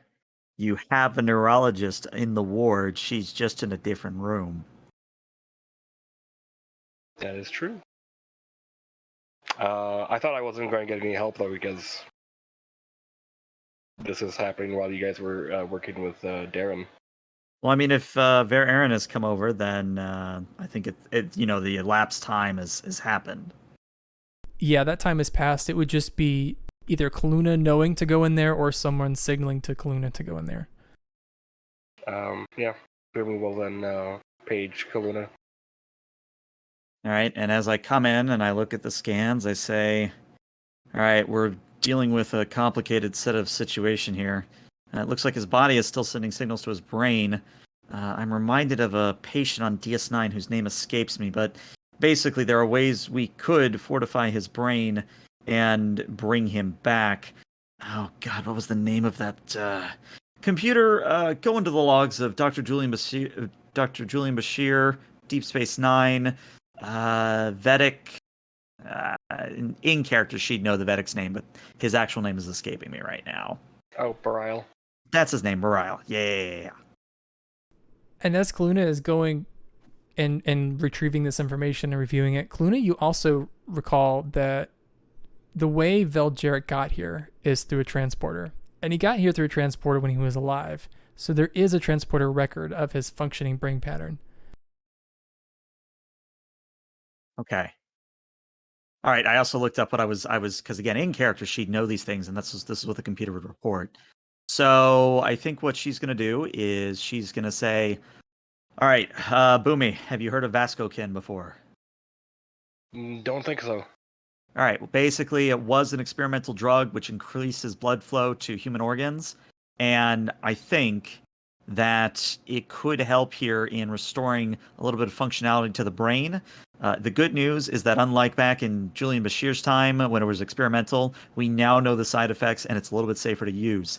I believe if what we do is we take this drug, we boost his brain's capacity for oxygen and such, we then can literally transport an electrical signal of his transport pattern into his brain. Let's do it. Now, out of character, she's not going to mention that this is just the most off-the-wall thing that's probably never been tried in the history of Starfleet, but she figures he doesn't need to know that.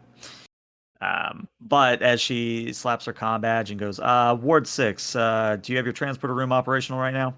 And someone replies from Ward 6 that transporter's up. It's up and running. All right, I need you to do something very complicated. If you need me to come over and do it myself, I will. But I need you to take the transporter pattern of patient Vel Jarek, and I need you to beam the electrical signals and impulses from the brain scan into his current brain. Oh, actually, I just remembered. And Lieutenant Jensen, who is now the transporter operator of Ward 6, goes, sure, I can do that. Well, do it quickly. So as Jensen begins to, do all that, my question is going to be who's going to be leading this procedure and who's going to be assisting? I think it's probably fair to say that since this is neurology, this is her thing. I think Kaluna's going to take the lead here. Yes. I will assist how I can. So, Boomy, you're okay stepping aside and letting Kaluna take over? Yes. Okay. If it means that his patient has a chance to live, yes.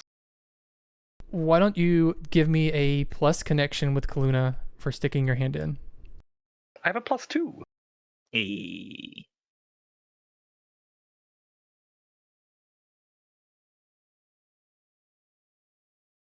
Is there anything else to add to that, like reputation, or is it just a? It's just that connection.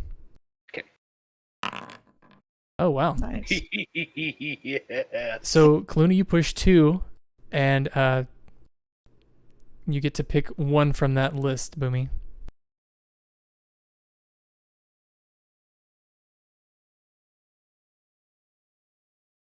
If I were to tell you right now, you are at a -2 with me. I'm sorry. How is this working? So you So basically, if I hit on my roll, Mhm. it's they choose. I get to choose by reading this. Oh yeah, that's right. Yeah, they choose if they hit. That's a good call, ELH. If Cluna hits, taking this +2 on Cluna's roll, then Cluna gets to pick one of those from that list. Oh, okay. And if I miss, then I get to pick it. Yeah, okay. All right, that'll work. Yeah. So is this a stick your hand in, or is this a display expertise? For you, this is a display expertise, definitely, because this is what you know. All right, But here we go. you also get a +1 because you're using your expertise. In that case, again, it's not popping up to ask me for things, but that would be a total of +3, so that would be a 10, which I believe is a strong hit. It's a strong hit. All right, and then just for bookkeeping purposes, I'm going to say I'll get a +1 connection with them. So let me make a note of that. So I'll be back up to a total of +1. And you also get to ask me one or two follow-up questions after I describe to you the situation with Veljeric. Sure, go for it. So Jensen transports in the signal, and you use the drug that you found from Bashir's records and everything. And Veljeric's pattern immediately begins to spike and everything and show activity. And his eyes actually open, and he kind of looks around, and he says, "Where am I?" You're on Mercy Station. Do you know your name? Do you know what happened to you? How many fingers am I holding up? And he kind of looks around and he says, I think I left to rejoin the ancestors.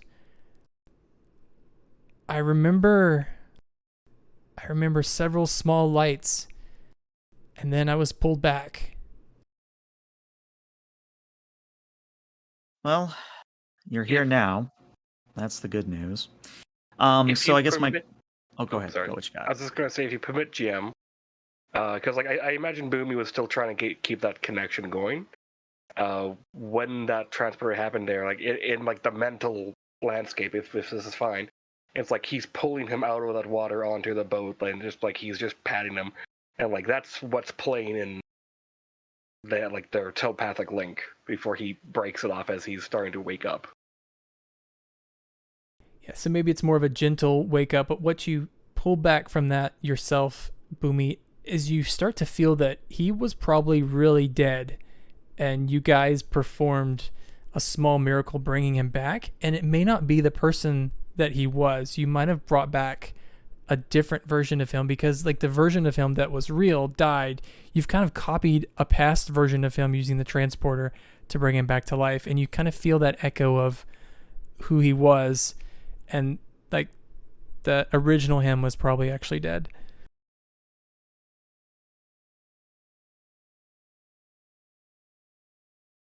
Philosophical now on us. Yeah. Yeah, I was gonna say, that's how it is. So I guess I still have those two questions, Yep. which I'm struggling to figure out what I want to ask here.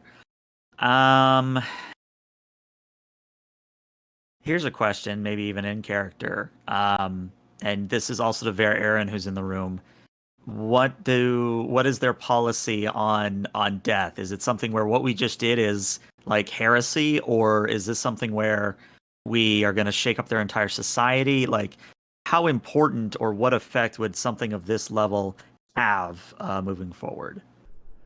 Well, you see pretty much quickly right away the answer to that question, where Var Aaron says, "This is not natural. This is an abomination. Jarek's spirit was gone. They should have gone to our ancestors. You pulled them back." Okay, second question.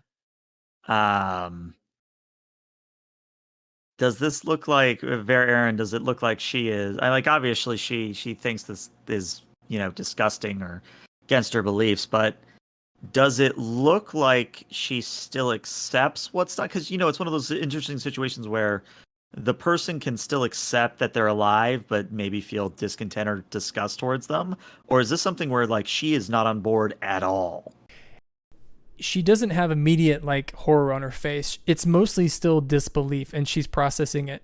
She didn't immediately go to, "Oh, I'm gonna kill you all." She's not there yet. She's still processing. You can see it, like the wheels turning in her head. She's never encountered anything like this on any level, and she's slowly coming to grips with what it means. Okay, so I don't know if this is something I can do, but I'm going to pitch it anyway. So I have both expert opinion and the mind body solution, and both of those are things that together I think would qualify Kaluna to go and sort of talk Ver Aaron through what just happened in a therapist way. Basically showing compassion and being like, all right, so I know what just happened is a little bit outside of your realm of possibility, but have you considered the fact that, this is a good thing, that a life has been saved, et cetera, et cetera, et cetera. Yeah, I like that. Why don't we do a kind of going off mind body solution there? Why don't we do a show compassion, perhaps, if you can do a plus heart for me. All right. I believe that's a weak hit, yeah. And I don't know if it matters, but they can remove 1 stress. That helps her a bit. She kind of, as you're consoling her, she looks up and she says, is this what you do often here? What I would tell you is that as doctors, it is our job to save patients almost by any cost. That is an ethos that we follow, that we do not truly give up on a patient until it is absolutely clear that a patient cannot be brought back.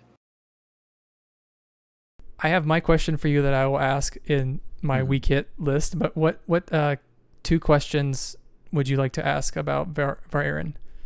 Where is she vulnerable, and how can I help her?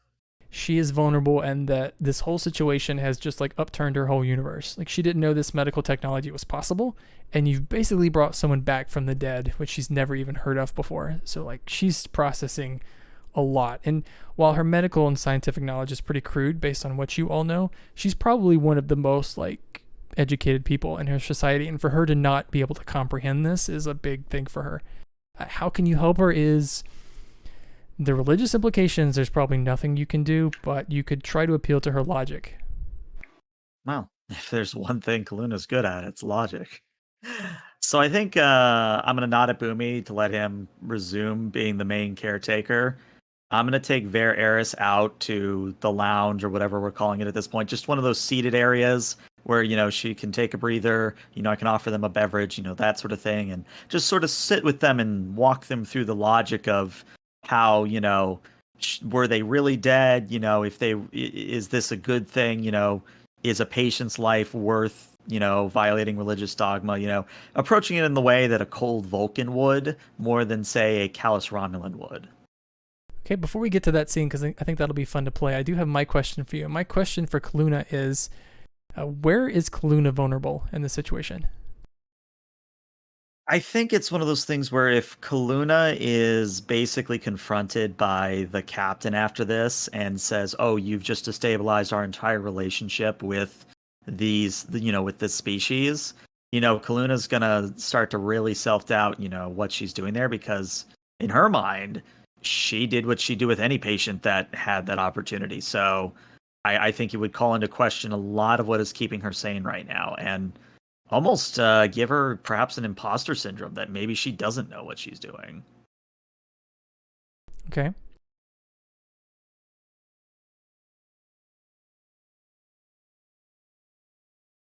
So I do have a scene in mind for Ver Aaron and Kaluna. Say Kaluna, as you walk her down the hallway towards your office, which is at the end of the ward. You probably still want to stay in the ward because only this ward has been corrected, like the environmental systems. Oh, shit, yeah, that's what I got to do. I don't know which NPC I'd call for this, but assuming the other wards haven't already done it, I want to communicate with whoever's managing the gravity for all the wards to let them know what we've discovered and to pass on our the anti-anticoagulant, passing on our knowledge before I actually sit down with Aaron here. Okay. I think that would probably happen going through Zila, and Zila would communicate out from, her communications terminal. But while that's happening, what are Boomy and Dial up to? Wasn't I going into courses to stabilize that one?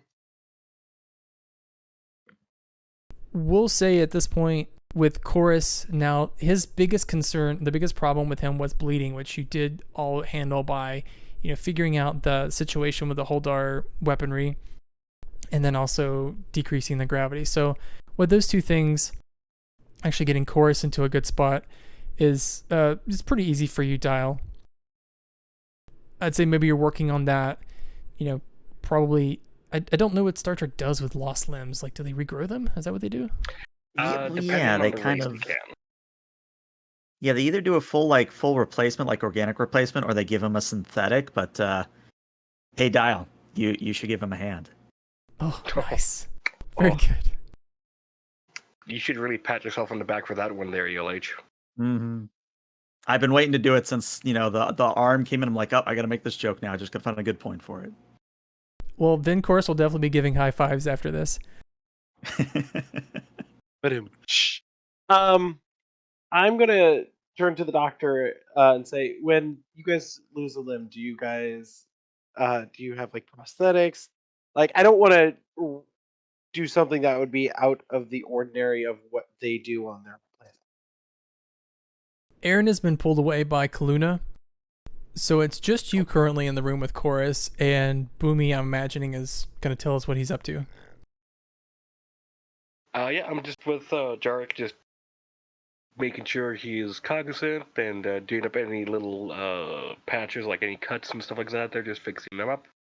And just looking at the loose, seeing how he's holding up from what we just did. All right. Well, with that, would I know off the hand whether I can like grow another new limb and be able to attach it, or do we still not know enough of their anatomy? Offhand, would you know? The puns never end. Offhand, you know that you could stop the bleeding and you could probably regrow a limb. The procedure that Dial would probably do if you were following the correct procedure would probably just be to wait until he got an all clear to do that. But you could tell us if Dial would know to wait or not, if he would just go ahead and try to grow this guy a new arm or whatever. Oh, I'll probably wait. I'm going to wait until I get the go ahead from either Luna or the visiting doctor. But I'm going to make sure that the bleeding is stopped and everything is clean and that they are in stable condition. Yeah, he's still unconscious, but it looks like the worst is over for him, and the next step would be, to either grow him an arm or come up with sort of like a cast for the wound, because it'd probably be tender and everything after being regenerated. Just kind of like a basic treatment for it, but there's nothing really much more for you to do until you know what the next step for this guy would be. I'm going to start synthesizing blood for all of 4 patients, considering they all 4 have gone through some amount of blood loss, that having a transfusion would probably not be a bad.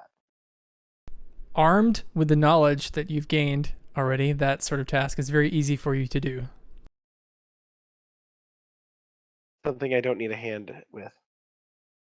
But over in Veljarek's room, which it's much more serious over there, Deleuze, who has a lot of blood on him from the different rooms that he's been through, he looks at you, Boomy, and he says, "Doctor, that was a hell of a job." He just gives them kind of like I don't know how to describe it. It's like a sour smile. He just nods though, and he's like, "You should get cleaned up." And he kind of grabs a towel and starts wiping the blood off of his hands. And he walks over to you and says this in a whisper so that Jarek doesn't hear. And Jarek is still sort of dazed, but he whispers to you, Boomy, Deleuze does, and he says, "Did we help this guy? I don't really know if we helped him or not." Boomy just smiles. They're like, "I'm sure his family will be glad to have him back."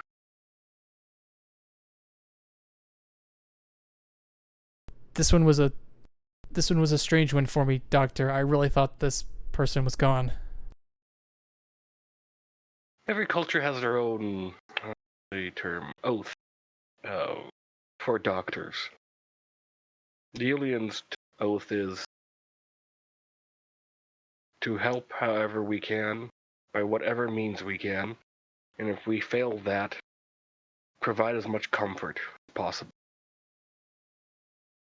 We still had a chance to help him. We took it, and it worked.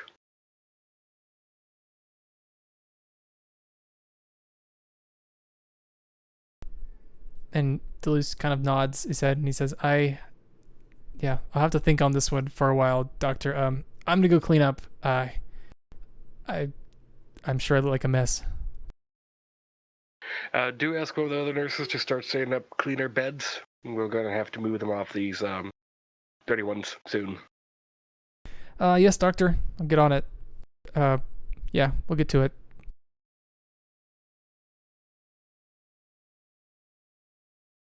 And he just looks at Jarek and he's like, Jarek, how are you holding up? And Jarek, again, he looks kind of dazed, and his vital signs look normal, but it's pretty obvious that he's going to have, like, fatigue and everything. But he turns his head slowly towards you, and he says, I'm not dead, right? I haven't rejoined the ancestors, have I? No, you're still with us for now.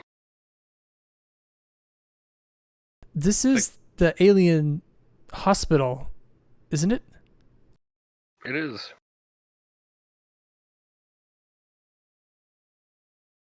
Put a hand on her shoulder and was like, do you have a favorite memory? Was I unworthy? Did the ancestors reject me? I don't think you were unworthy. I think you had more to do. Oh. I thought I felt at peace before.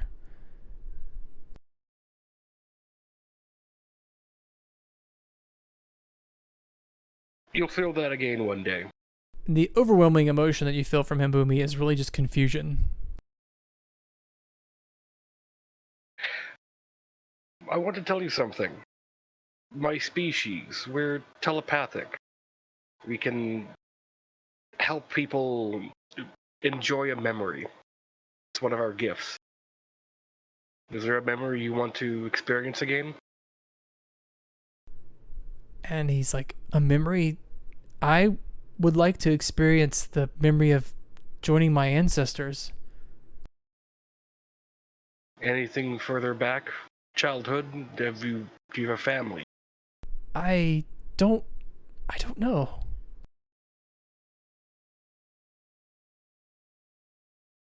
You like music, right? Yes, I am a musician. Think of the first time you played a piece of music with your bandmates. And as hopefully he's thinking about that, I'm going to load up a hypospray with oxynol, and as he's thinking about that, I'm going to try and pull that memory forward so he's back in that memory before he put him out. Just make him go to sleep so he's resting. And he does have a slight smile on his face as you inject Valgeric, and they just kind of fall back in the bed asleep. Pat him on his shoulder.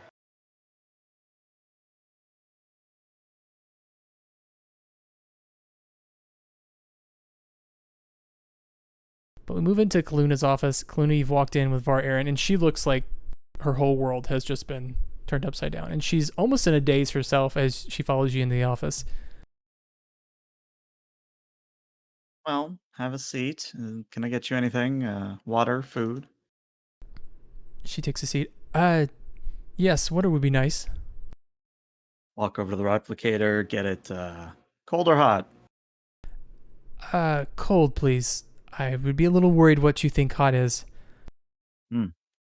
I give an averagely cold, not like ice cold, but like an averagely cold number. And once I have the glass, I walk over, hand it to her, then sit behind my desk and say, well, it doesn't take a training like mine to tell that you're a little bit out of sorts here. Why don't we walk through what just happened? We were able to bring back a patient that, by what you've told me thus far, is something that's never been happened in the history of your species. Is that correct? Yes, we don't have the technology that you have. when a patient is gone, their soul is departed to our ancestors, and Hmm. and the entity that was before is gone, and all that they are is potentially, if they're worthy, reborn into the future. But I see. we have no ability to perform really what was a miracle that you performed by bringing him back. I see. Does your culture have? Well, from what I know, your culture does not have anything like written history or recorded history. It's all passed down by word of mouth. Is that correct? Mostly, there are some records, but most of our traditions, yes, are passed from family to family. Hmm.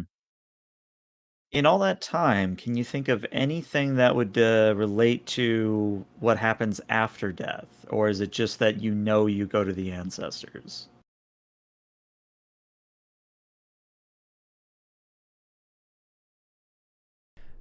There was an ancient story, and forgive me, I am not exactly a religious expert myself. I do remember a story in ancient times about one of our members or one of our society who heard other voices. They thought he was a madman, and when he died, he did not exactly die, but came back. But that is mostly a child's tale to scare children.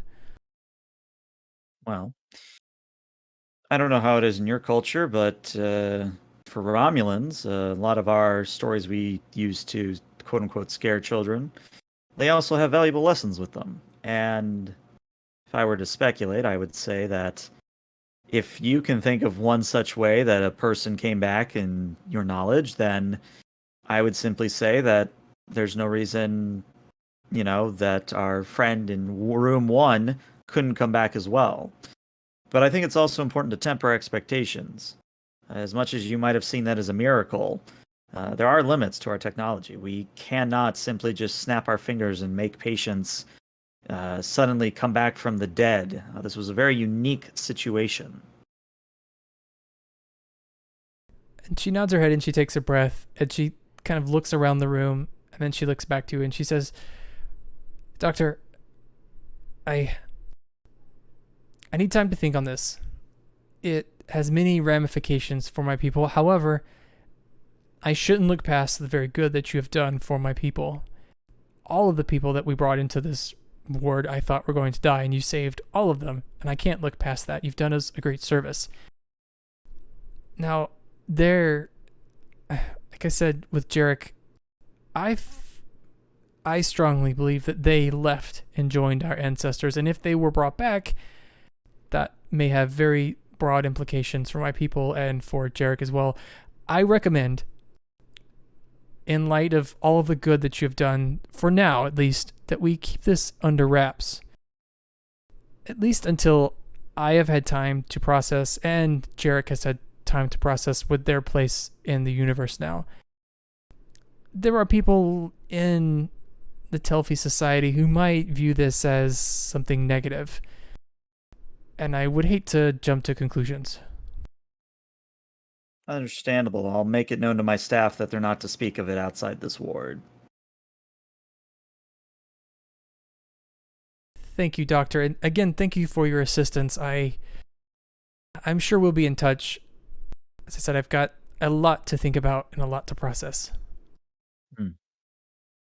Well, let me summon an ensign, and they can show you to some temporary quarters. That way you don't have to sleep on the couches here. And, I call up random ensign so-and-so or ensign or a yeoman and be like, hey, escort them to a quarters, etc., etc.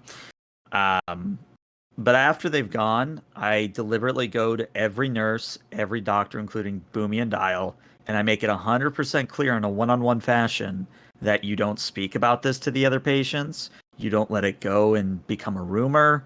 It stays in that room. It does not leave that room. Boom will nod.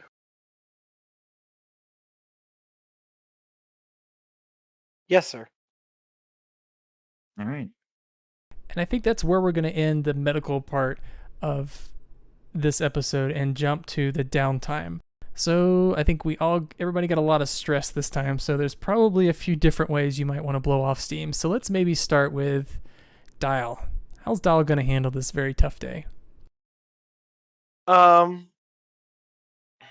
It's weird because he has an addiction to chaos, but I feel like he's going to go take a walk around the green space and then kind of relax with a nice hot sonic shower.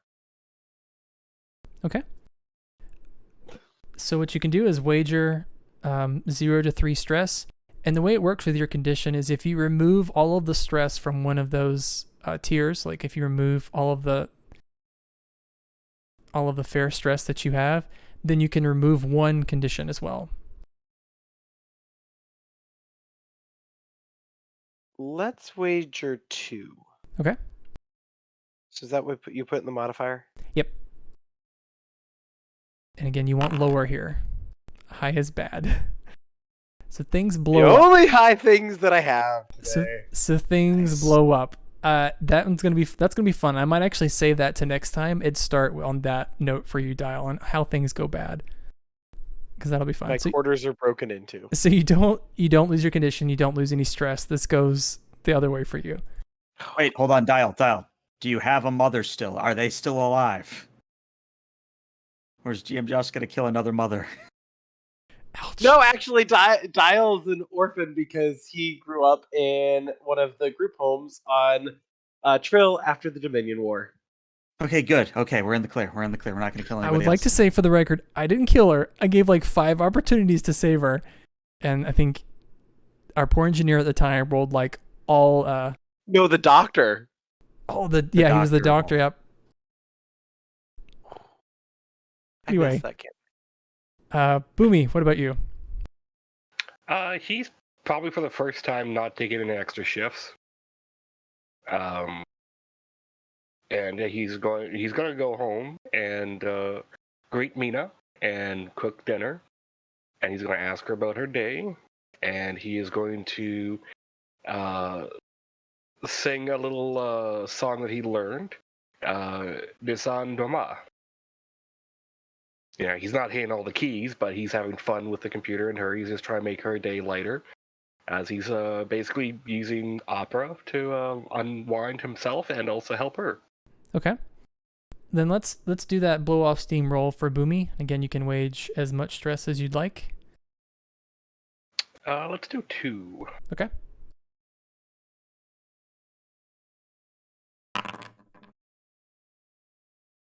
So you reduce your stress by 1. There are complications, and that is also going to feed into next time perfectly as well. Okay.